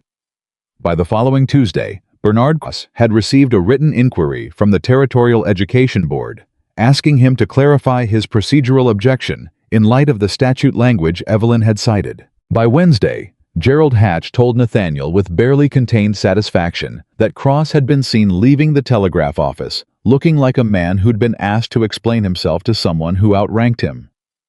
By Thursday, Roy Hester stopped speaking about Evelyn Whitmore in public, not because he'd changed his mind, because someone had quietly informed him that being associated with a county superintendent who was being investigated for improperly attempting to suppress public comment was not a comfortable position, and that the woman he'd been calling a troublemaker had just demonstrated in writing to the Territorial Board exactly what kind of troublemaker she was. The kind who wins. But the victory was not clean. It never was. Ruth Parsons came to the ranch on a Friday afternoon and sat at the kitchen table and told Evelyn with the controlled steadiness of a woman who had been controlling her emotions for years that her creditor had filed a formal debt claim in county court. Not because the debt was valid, Evelyn had already established it wasn't, but because filing the claim cost the creditor almost nothing, and defending against it in court would cost Ruth Parsons time and money she didn't have. It was the same tactic as Ware's fraudulent survey, not a real legal weapon, but a burden designed to exhaust the target until they gave up. Ruth looked at Evelyn with quiet eyes. I don't have the money for a lawyer, she said. I know, Evelyn said. I don't want to ask you to do more than you've already done. Then don't ask, Evelyn said. I'm offering. Ruth looked at her for a long moment. Why? She said. Not suspiciously, genuinely. Evelyn thought about it honestly. Because someone should have offered it a long time ago, she said. And because if we let them do this to you, they'll do it to the next person. And the one after that. And they'll keep doing it until nobody tries anymore. Ruth's chin came up slightly. I'm not nobody. No, Evelyn said. You absolutely are not. She started drafting the court response that afternoon. Nathaniel came in at supper time and found her still working. He looked at the new stack of papers. He looked at her face. He didn't say anything about the extra work. He made supper. He set a plate beside her papers. He sat across from her and ate his own meal while she worked, and the silence between them was the specific kind that exists between two people who are so comfortable with each other that presence alone is enough. At some point, she looked up and realized she'd been working for 4 hours without noticing. I was reading. Coffee on the table. Fire burning right. She looked at him and thought, this man has made space for everything I am without being asked to. She thought that is a rarer thing than any legal victory. She went back to work. The court filing went in on Monday. On Tuesday, something happened that Evelyn had not planned for. Cal Deakins came to town not to see Evelyn, but to see his merchant about a separate matter. And while he was there in the feed store, he encountered 3 other farmers who had their own complaints about the same merchant. Supply weights that ran short. Contract terms that shifted after signing. Prices that changed without notice. Cal, who 2 months ago would have accepted all of it as the price of doing business, told them about Evelyn. He told them what she'd found in his contract. He told them what she'd written.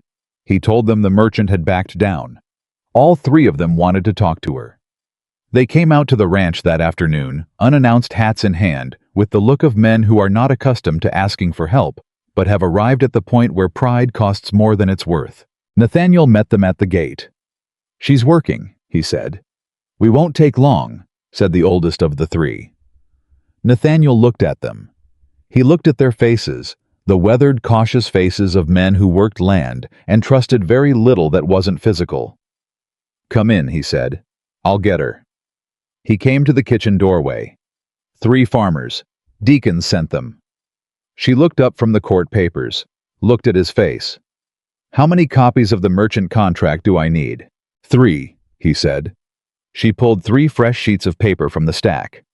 Send them in. He almost smiled. She saw it. She said nothing about it because she was storing it the way she stored the second biscuit and the gloves in the cold and the hand on hers in the lamplight. She was building a collection of Nathaniel Cole's almost smiles, and she intended to keep every one. The 3 farmers stayed 2 hours. Their situations were similar enough that she could draft a single template with specific amendments for each. She explained what she was doing, as she did it not to perform, but because she believed people had the right to understand the instruments being used on their behalf. One of the men. His name was George Abernethy, and he had the kind of face that had been serious so long it had forgotten any other expression, watched her work for a long time without speaking. Then he said, You know, when I heard about you, I thought you were trouble. She kept writing. What do you think now? I think, he said slowly, that you're the kind of trouble this county needed about 15 years ago. She looked up. He was completely serious. She said, I'll take that. After they left, Nathaniel came back inside. 15 years, he said. He'd been near enough to hear. Don't push it, she said. He sat down. He looked at the table, at the papers, the ink-stained fingers, the woman who had arrived at his gate 3 months ago with soaked boots and a carpet bag, and a look in her eyes that said she had not come this far to quit.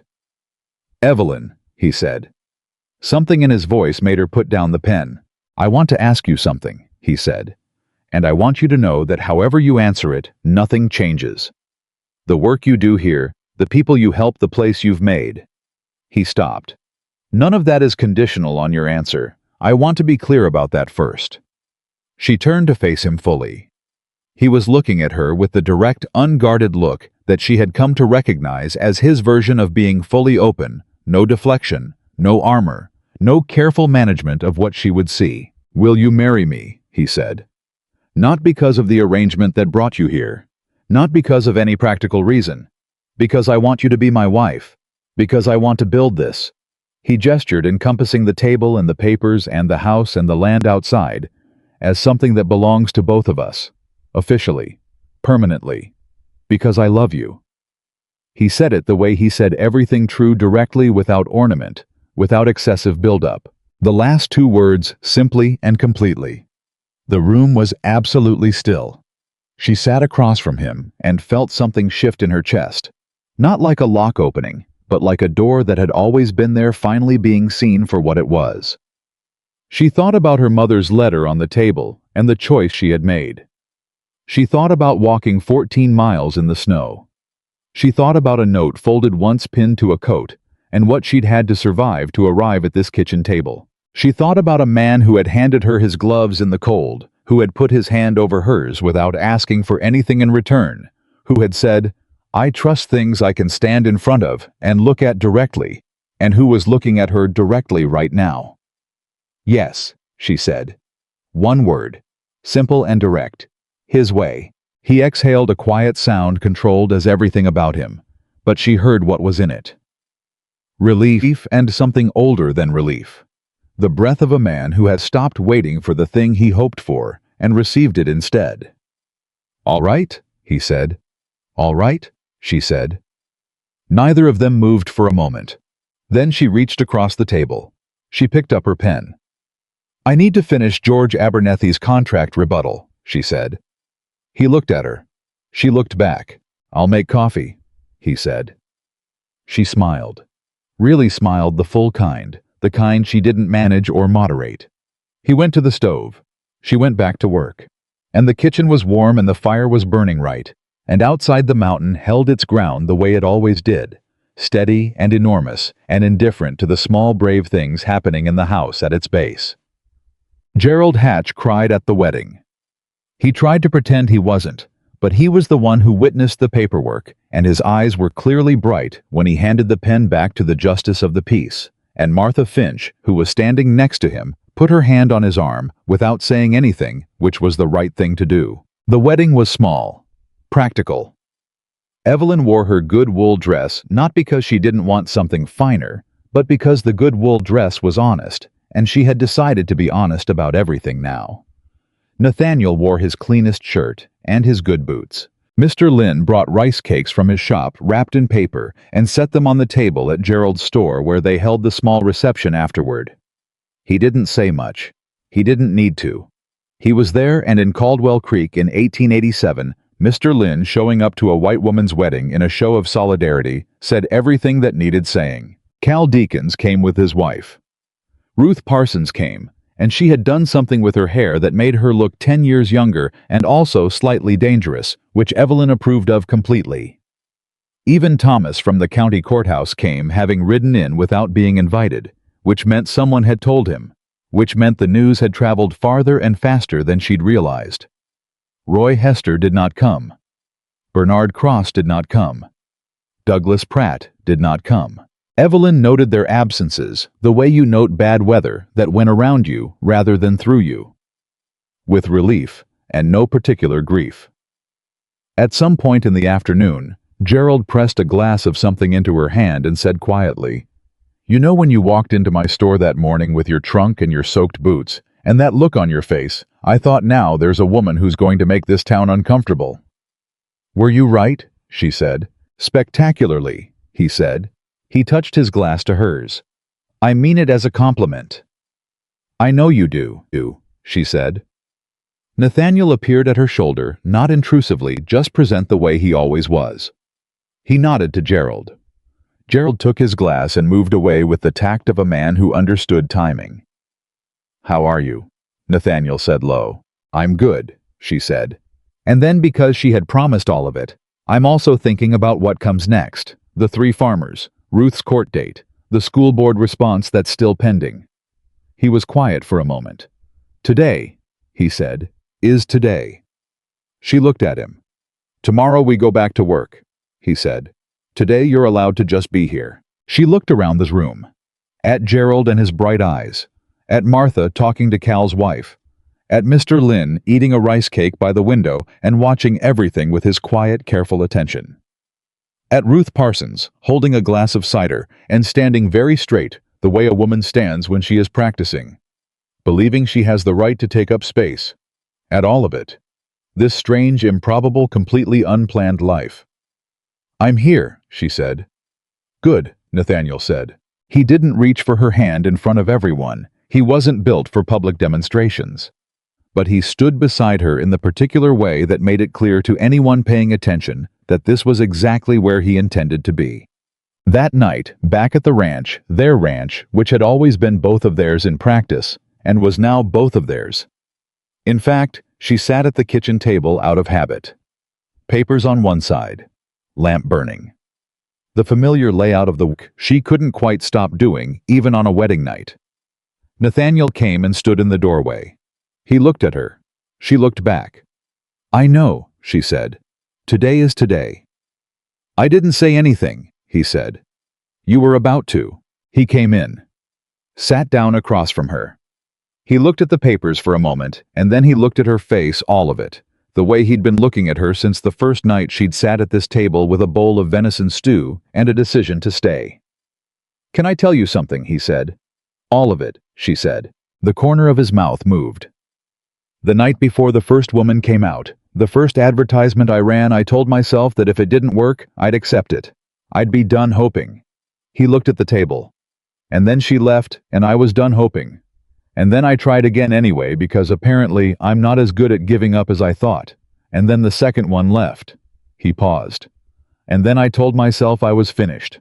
Absolutely finished. And then Gerald Hatch talked too much, she said. And then Gerald Hatch talked too much. He agreed. And a woman walked 14 miles in the snow and knocked on my door. He looked up at her. And she was annoying from the first minute. She laughed. Annoying. Completely, he said. You sat down at my table like you owned it. You ate my stew without being invited. You put your stockings on my chair. Your chair was near the stove. You were already making decisions about my house before we'd exchanged 10 words. Efficient, she said. Infuriating, he said. But his eyes were the warmest she'd ever seen them. I watched you walk to the barn that first morning in the dark, and I thought this one is different. This one is going to be harder to watch leave. She was very still. And then you didn't leave, he said. And every morning I woke up and thought today might be the day, and every morning you were already at the stove. He shook his head slowly. I didn't know what to do with that. I hadn't made room for it. You made room, she said quietly. You made me, he said. She looked at him, this man she had not expected in this life, she had not planned at this table, that had become the fixed center of everything. Nathaniel, she said. I need you to know something. He waited. I was so angry when I came here, she said. Not just at Pratt, at all of it. At 26 years of being told I was too much of everything that mattered, and not enough of everything that didn't. Her voice was steady, but only just. I was so angry and so tired of the anger, and I thought I'll go somewhere new and start over, and maybe I'll be less angry in a new place. I didn't say anything. He was listening the way he always listened completely. But I'm not less angry, she said. If anything, I'm more certain about what I'm angry at. I just stopped being angry at myself for it. She looked at him. You did that. Not by anything you said. By how you looked at me.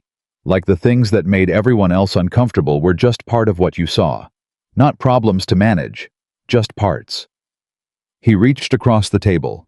He put his hand over hers. The same gesture as before. Simple, unhurried, asking nothing.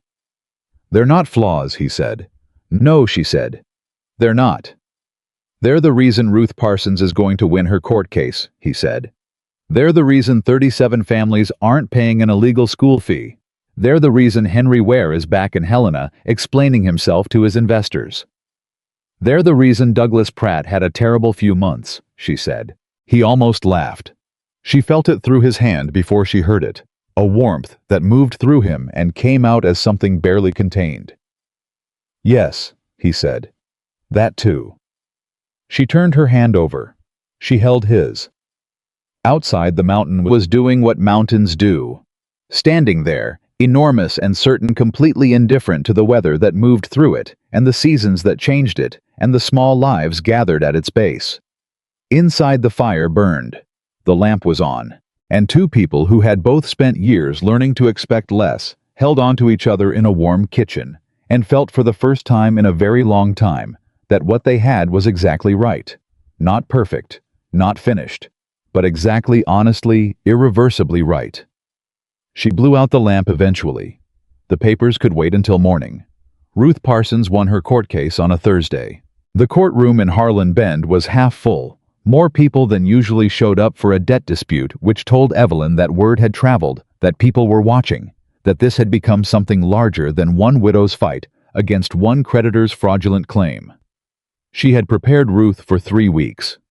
Not just the documents, the posture, the voice, the specific way you answer a question when the person asking it is trying to trip you rather than understand you. "Don't explain more than they ask," Evelyn had told her.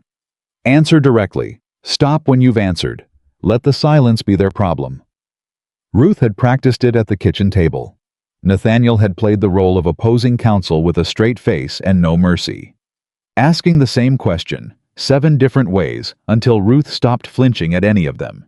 She did not flinch in the courtroom. The judge, a weathered man named Caldwell, who had been on the bench for 19 years and had the eyes of someone who could identify a fraudulent claim before the first witness was sworn, listened to both sides for 40 minutes. He read the documents Evelyn had prepared. He asked 3 pointed questions of the creditor's representative that the representative answered badly. He ruled in Ruth's favor in 8 minutes. 8 minutes. The creditor's lawyer looked at his client. The client looked at the floor. Ruth Parsons sat completely still for a moment. Then she turned and looked at Evelyn, who was seated 2 rows back. She didn't say anything. She didn't have to. Evelyn nodded once. Outside the courthouse, Ruth stopped on the steps. She put her hand on Evelyn's arm. Her grip was strong, the grip of a woman who had run a household alone for 3 years and had the hands to show for it.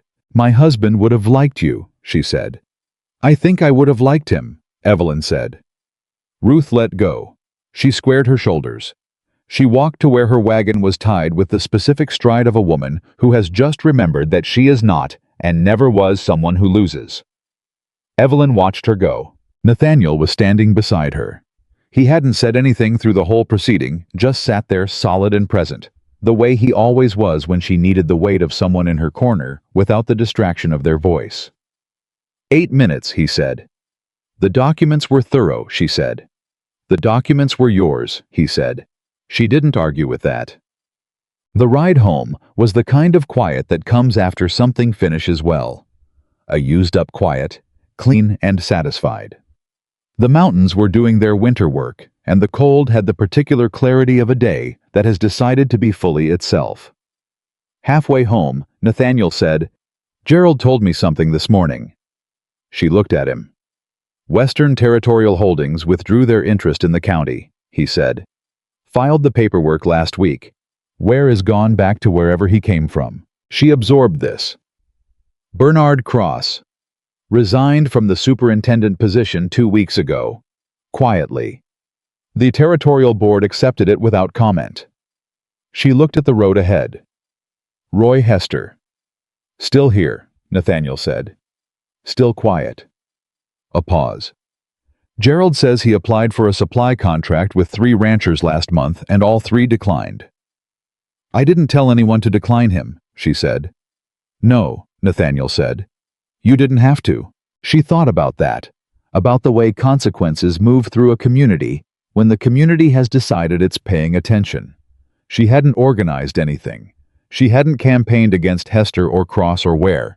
She had simply done what was right in front of people consistently until the people started doing it back. Her father would have called it the slow arithmetic of integrity.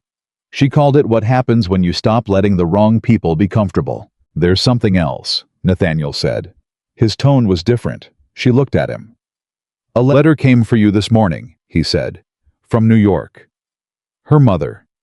She hadn't heard since the letter she'd sent, the one that said she was staying, that she hoped she wouldn't lose her, that she could not be smaller than she was.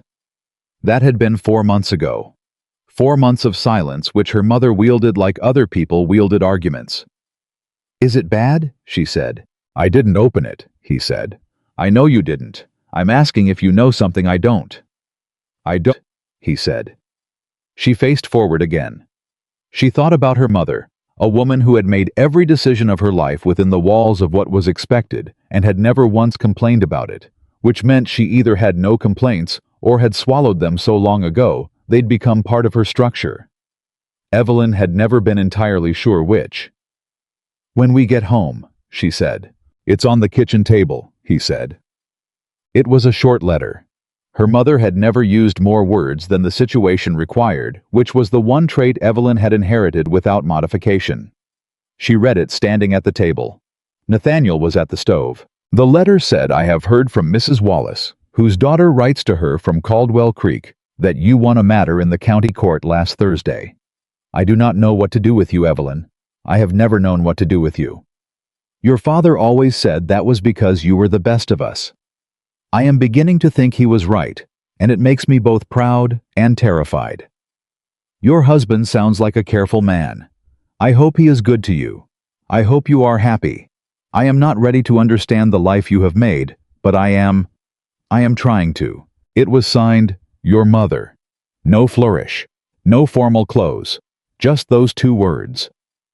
Evelyn stood at the table holding the letter for a long moment. Nathaniel didn't say anything. He was giving her the room she needed. "She's trying," Evelyn said finally. "That's something," he said. "It's a great deal for her," Evelyn said. She set the letter down. She smoothed it flat on the table. "She said my father always told her I was the best of them." "He was right," Nathaniel said. She looked up at him. He was looking back at her steadily, completely matter-of-fact, the way he stated everything true, without performance, without inflation, just the plain fact of what he saw. She folded the letter carefully. She put it in the small wooden box on the shelf where she kept the things that mattered. The original deed copy, the notarized witness statement, Ruth's court ruling the school board's final acceptance of the public objections, and now her mother's 4 hesitant lines of almost understanding. She pressed the lid of the box closed. She went to the stove. She took the coffee out of Nathaniel's hands without asking and poured her own cup. He let her. That was all. That was everything. All. Spring came to the Montana mountains, the way it always did. Grudgingly in stages with several false starts, and at least one snowfall that had no business arriving in April. The ranch looked different in spring. Not to her eyes, she had memorized its every dimension in the deep of winter, had learned the fence lines by touch in the dark, knew the barn boards by sound. But to the horses who moved differently when the ground started to give. To the light which changed the quality of everything it landed on. To Nathaniel, who spent more hours outside and came in later and had the particular aliveness of a man in his element in his season. She loved watching him in spring. She hadn't told him that yet. She was adding it to the collection. The work had shifted too. Not the ranch work that expanded with the season, and she was part of it fully now in a way that would have been unrecognizable to the woman who had dropped a water pail in November. But the other work, the kitchen table work, the documents and letters and careful arguments, had grown into something she hadn't planned for and couldn't ignore. People came from outside Caldwell Creek now. A family from 20 miles east, whose land lease had a hidden termination clause their landlord was invoking. A woman from a neighboring township, whose husband had died leaving a will that his brother was contesting on grounds that didn't hold up to scrutiny. A man who ran a small mining claim and whose partnership agreement had been drawn up in language that on close reading gave his partner rights that no honest partner would have accepted. She helped all of them. She worked through the nights when she had to. She wrote letters that were precise and clear and that said what needed to be said without saying more than necessary. She explained the law not as something handed down from above, but as a set of written rules that could be read and understood and used by anyone who took the time. Martha Finch started sending her students to the ranch one afternoon a week because Evelyn had said once, without thinking about it as a program or a plan, that she was happy to help children who needed extra practice with reading and figures. The first time 5 children came through the door, Nathaniel looked at them, looked at her, and said nothing. He made extra biscuits. They were better than hers by this point, though neither of them had made a formal declaration about it. George Abernethy, the serious farmer, who had said she was the kind of trouble this county needed 15 years ago, started sending people to her the way a doctor refers patients with a brief note and a specific problem. She had not asked him to do this. He had simply decided she was the person for it, and George Abernethy, once he decided something, did not revisit the decision. Mr. Lynn sent her a note in May that said, 3 families from the laundry district would like to speak with you if you have time. Their situations are not simple. I told them you preferred complicated things. She had laughed out loud alone at the table, loud enough that Nathaniel heard it from the barn. He came to the door. "Lynn," she said, holding up the note. He read it. He made the sound that was almost a laugh. He went back to the barn. She wrote it back to Mr. Lynn that same afternoon. Jaw. The twist she had not seen coming arrived, not as a threat this time, but as an opportunity, which somehow frightened her more. A letter came in June from the territorial governor's office. She stared at it for a full 30 seconds before she opened it. It was from a man named William Hargrove, who was an aide to Governor Preston in Helena. It said that the governor had become aware of several matters in Caldwell Creek County: the school board situation, the land survey dispute, the resolution of multiple contractual conflicts, and that certain parties had brought to his attention the role of a woman named Evelyn Cole in these matters. It said the governor was in the process of establishing a territorial legal aid office in Helena, the first of its kind in Montana Territory, and that he was looking for a supervising administrator. Someone who understood both the law and the people it was supposed to serve. He wanted to know if she would come to Helena for a meeting. She read it twice. She set it on the table. She sat very still for a long time. Nathaniel came in at noon and found her sitting there. He sat down without speaking. She pushed the letter across to him. He read it. He set it back on the table. Neither of them said anything for a moment. Then she said, "Helena is 6 days' ride." "4 if the roads are good," he said. She looked at him. "That's not what I meant." "I know what you meant," he said. He looked at the letter. He looked at her. "What do you want to do?" "I want to know what you think," she said. "I think," he said slowly, "that you have been doing for free in a kitchen what this man is asking you to do formally in an office, and that the difference between those 2 things is the number of people you can help." She looked at the letter. "It would mean time away from the ranch," she said. "Yes. Weeks, maybe longer." "Probably longer," he said.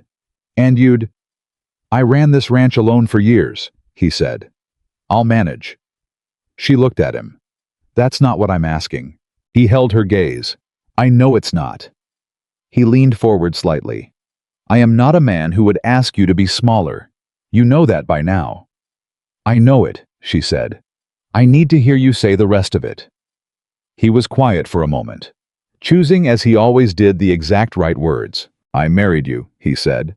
"All of you. The ranch work and the biscuits and the kitchen table full of other people's problems, and the anger at the right things, and the way you read a document like it owes you something." He paused. "If I told you to stay home and ignore this letter, I'd be doing exactly what every man before me did. And I would rather lose you to Helena than keep you by making you small."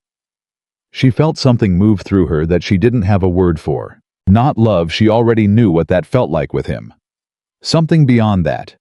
The specific feeling of being truly fully seen by a person who sees you and stays anyway. "I'm not going to Helena permanently," she said. "I know," he said. "I'm going to the meeting. I'm going to hear what they're proposing. And then I'm coming home, and we're going to decide together." "Yes," he said. "You'll keep the biscuits from going backward while I'm gone." He looked at her with something that was definitely a smile, a real one, the kind she'd been collecting.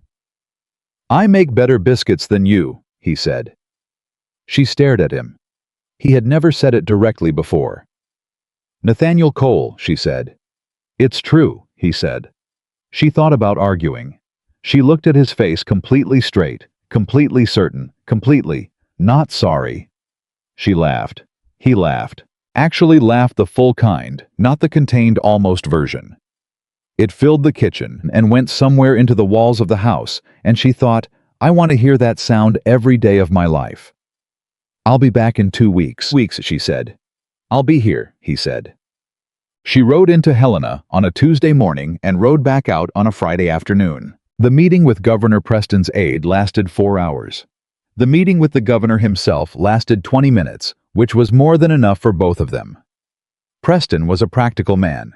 He wanted to know what she'd done in Caldwell Creek. She told him.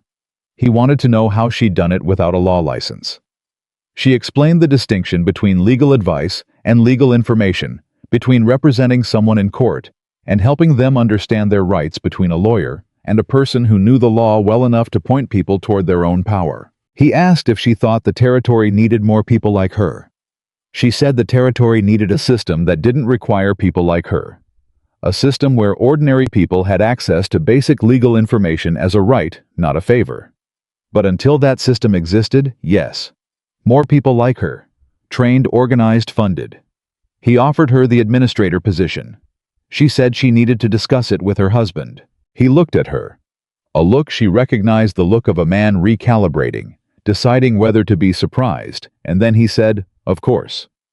She said she would write to him within the month. She shook his hand. She left. On the ride home, she stopped at the settlement where Agnes sold food from her front room. The same table, the same coffee. Except this time she sat alone, and Agnes brought her a bowl of bean soup and bread without being asked and sat down across from her. Traveling alone, Agnes said. Coming home, Evelyn said. Agnes looked at her the way she'd looked at both of them the first time, with the particular attention of a woman who measured things. You look different than the last time you came through, Agnes said. I am different, Evelyn said. In a good way. In every way, Evelyn said. Agnes nodded. Your man. He's at the ranch, Evelyn said. Making biscuits. Agnes smiled. That's the right kind of man. Yes, Evelyn said. It is. She was home before dark on Friday. Nathaniel heard the horse on the drive and was at the door before she reached it. He looked at her face, all of it, the way he always did, and he read what was there. How was it, he said. Significant, she said. Good significant or complicated significant, both, she said. She came inside. He took her coat. She sat down at the kitchen table. Her table, their table. The table that had witnessed more of her life in 8 months than any piece of furniture had a right to, and she told him everything. The meeting, the governor, the position, the scope of it. 3 counties initially, with potential expansion across the territory. She would need to be in Helena for extended periods. She would need to train other people to do what she did, which meant documenting her methods and teaching them, which was a different kind of work from doing them. She would be paid. Not much, but paid. He listened to all of it without interrupting. He made coffee at some point and put a cup in front of her and sat back down. When she finished, he said, "What do you want to do?" "I want to say yes," she said. "And I want to know if that's something we can build a life around. Not just manage, actually build." He thought about it the way he thought about everything, fully, without rushing. "We need a second person on the ranch," he said. "For when you're in Helena." "I thought about that. Cal Deakins has a younger brother looking for work." "Good worker." "Cal says yes. Cal doesn't say things unless they're true." Nathaniel nodded. "The school children. Martha's arrangement. I can train 2 other people to do what I do with them. Ruth Parsons, for one. She's sharp and she's patient, and she has exactly enough personal experience with the system failing people that she'll explain it right." He looked at her. "You've already thought through most of this." "I thought through all of it on this ride home," she said. "I waited to say it because I needed to say it with you, not to you." Something crossed his face, warm and specific. "Say yes," he said. "Write the letter. Build the system." He leaned forward. "And come home when you can." She looked at him. "This ranch is not going anywhere," he said. "I am not going anywhere. You can ride to Helena and back 100 times, and I will be at this table every time you come through that door." He paused. "I built this place to last. That includes what we have." She put her hand on his. He put his other hand over it. 3 layers. Both of them. All of it. "I'll write the letter tomorrow," she said. "Tonight," he said. "Before you talk yourself into being cautious." She stared at him. "Did you just tell me to be less cautious?" "I told you to be exactly as bold as you actually are," he said. "Tonight, while you still have the momentum." She looked at him for a long moment. Then she pulled the paper toward her. She wrote the letter to Governor Preston that night at the kitchen table with Nathaniel sitting across from her reading his Bible, and the fire burning right, and the mountain standing its ground outside. She said yes. She said she could begin in September. She said she intended to build something that would outlast her, a model, a method, a framework that would make it possible for ordinary people in this territory to understand their rights without needing to walk 14 miles in the snow and knock on the door of the one person who happened to know the law. She signed it, Evelyn Cole. Caldwell Creek, Montana Territory. She sealed it. She set it on the table. Nathaniel looked up from his Bible. "Done," she said. "Good," he said. She blew out the extra lamp. The kitchen went warmer closer. "Nathaniel," she said. Do you know what Douglas Pratt is doing now?" He looked up. A beat. "No." "Neither do I," she said. "I find that I don't think about him much anymore." Something moved across Nathaniel's face, deep and quiet and satisfied. "That's the right place to be," he said. "Yes," she said. "It is." The years that followed were not a fairy tale. They were better than that. They were real, which meant they contained hard winters, and harder decisions, and seasons where the ranch ran thin, and seasons where it ran full, and days when the work in Helena felt like trying to empty an ocean with a cup, and days when a single letter she had helped someone write changed the entire direction of a life. Ruth Parsons became her first trained assistant. She had a gift for explaining difficult things, simply the gift of someone who had needed things explained simply, and hadn't always had that courtesy extended. Within a year, she was handling straightforward debt cases on her own, and within 2, she was the person other people in 3 counties knew to call first. Martha Finch fought the county school board twice more over the next 4 years. She won once outright and negotiated a compromise the second time that she privately told Evelyn was better than winning would have been. Her school enrollment doubled. Mr. Lynn's lease was renewed on terms his landlord agreed to, without argument, possibly because the landlord had by then heard enough about Evelyn Cole that he decided the correct move was to be straightforward before she became involved. Cal Deakins' younger brother, a young man named James, who had his brother's work ethic and slightly less of his brother's tendency to wait too long before speaking, turned out to be exactly what the Cole Ranch needed. He arrived in September, learned fast, and had the particular quality of someone who understood that working for good people was its own form of good luck. The ranch grew. Not spectacularly. Nathaniel was not a spectacular man in the sense of display or performance.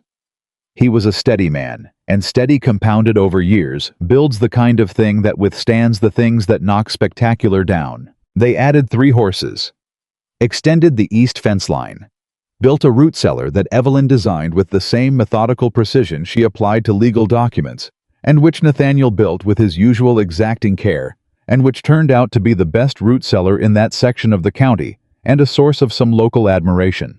George Abernethy told Nathaniel with no particular expression that his wife thought the Coles had the best-run property north of the mill. Nathaniel reported this to Evelyn with the same neutral face. She said, "Tell George Abernethy's wife she's welcome to come see for herself." She came. She and Evelyn talked for 3 hours and became what they would remain for the rest of their lives. Not exactly friends in the way the word is used casually, but the deep kind, the kind that requires very few words and a great deal of mutual respect. The letter from Evelyn's mother arrived in the spring of their 2nd year. Not a short letter this time. 6 pages in her mother's careful hand, covering 6 months of her life. Small things. Mostly the kind of things you'd say to someone you were used to talking to. The kind of things you stop saying when a silence grows, and then start again slowly, carefully, when you decide the silence has cost more than it was worth. At the end, her mother wrote, "I would like to come and see you, if that is something you would allow. I understand if it is not. I understand that I did not handle your leaving well, and that I said things that were not generous. Your father would have told me sooner. I am telling you now." Evelyn read that paragraph 4 times. She folded the letter. She held it. Then she went and found Nathaniel, who was repairing a harness in the barn, and she stood in the doorway and said, "My mother wants to come." He looked up. He read her face. "Do you want her to?" he said. "I don't know yet," she said. "But I think I want her to." He looked at her for a moment. "That's a start," he said. She wrote back that afternoon. She said yes. She said she was glad. She said there was a room at the end of the hall. The door stuck unless you knew the trick of it, but she would show her when she arrived. Her mother arrived in July by stagecoach and stood in the yard of the Cole ranch with a trunk and a coat that was slightly too formal for the territory, and the face of a woman who had expected something and received something different, and was deciding moment by moment how to reorganize herself around the difference. Evelyn met her at the gate. They looked at each other. Her mother said, "You look well." "I am well," Evelyn said. Her mother looked around at the tight fence lines, and the solid barn, and the root cellar, and the house that was modest and exactly what it needed to be. "It's smaller than I imagined," her mother said. "It holds everything that matters," Evelyn said. Her mother looked at her. Something moved across her face, complicated and old, and slowly arriving at something. "Yes," she said. "I can see that." Nathaniel came around from the side of the house. He had made no particular effort to dress up because he wasn't a man who performed, but he was clean and his boots were good, and he looked at Evelyn's mother with the same direct assessing attention he gave everything. He put out his hand. "Mrs. Whitmore," he said. "Welcome." She shook it. She studied him. "Mr. Cole," she said. "Nathaniel," he said. She looked at him for a long moment. She had spent 40 years reading men, their intentions, their weaknesses, their relationship to the women in their lives. She was very good at it. "Nathaniel," she said, and the way she said it was not a concession, it was a verdict. He nodded once.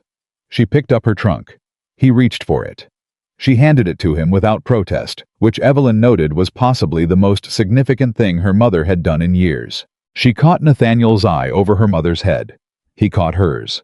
They said nothing. They didn't need to. Her mother stayed 3 weeks. She learned the door trick on the second day. She was up before the others by the end of the first week, and Evelyn came down one morning to find her making coffee with the particular efficiency of a woman who had decided she was not going to be a guest and was going to be useful or know the reason why. She did not understand the legal work. Not immediately. But she watched Evelyn sit with a farm wife whose husband's estate was being contested, and she watched the way Evelyn explained it. Patient and precise, and treating the woman like a person capable of understanding her own situation. And something shifted in her face that Evelyn recognized as the moment her mother revised an opinion. On the last evening, they sat in the kitchen after Nathaniel had gone to bed, which he had done deliberately, the way he made himself scarce when privacy was needed. Her mother held her coffee cup. "Your father," she said, then stopped. Evelyn waited. "Your father used to say that the hardest thing about having a remarkable child is that you spend their whole childhood trying to make them fit a world that isn't ready for them." She looked at her coffee. "I thought I was protecting you. I thought if I could make you fit, you'd be safer." "I know," Evelyn said. "I was wrong," her mother said, flat and direct. "Not about the danger was real, but about the method." She looked up. "You were never going to fit, and trying to make you fit was—" She stopped. "A waste. Of you." Evelyn felt something move through her chest. Not grief exactly, but the specific ache of a truth arriving too late to change the past and just in time to change what's left. "You were the best of us," she said. "That's what you wrote. That's what he said." "Yes," her mother said simply. "Then trust that," Evelyn said. Stop mourning the version of me that would have been easier. Trust what the best of you and the best of him actually made." Her mother was very still. Then she said, "He would have been so proud of you." And Evelyn said, "I know. I've carried that with me every single day." They sat together in the kitchen that had become the center of Evelyn's world, the table and the lamplight and the warm room. And they were quiet together, in a way they had never been when Evelyn was growing up, when silence between them had always meant something was wrong. This silence meant something different. It meant we found each other again. Not where we started, somewhere better. Her mother left the next morning. She hugged Evelyn at the gate, a real hug, the holding kind, not the formal kind. She shook Nathaniel's hand again. "Take care of her," she said. "She takes care of herself," he said. "I just make sure there's coffee." Her mother looked at him, something that was nearly almost a smile. "Good," she said.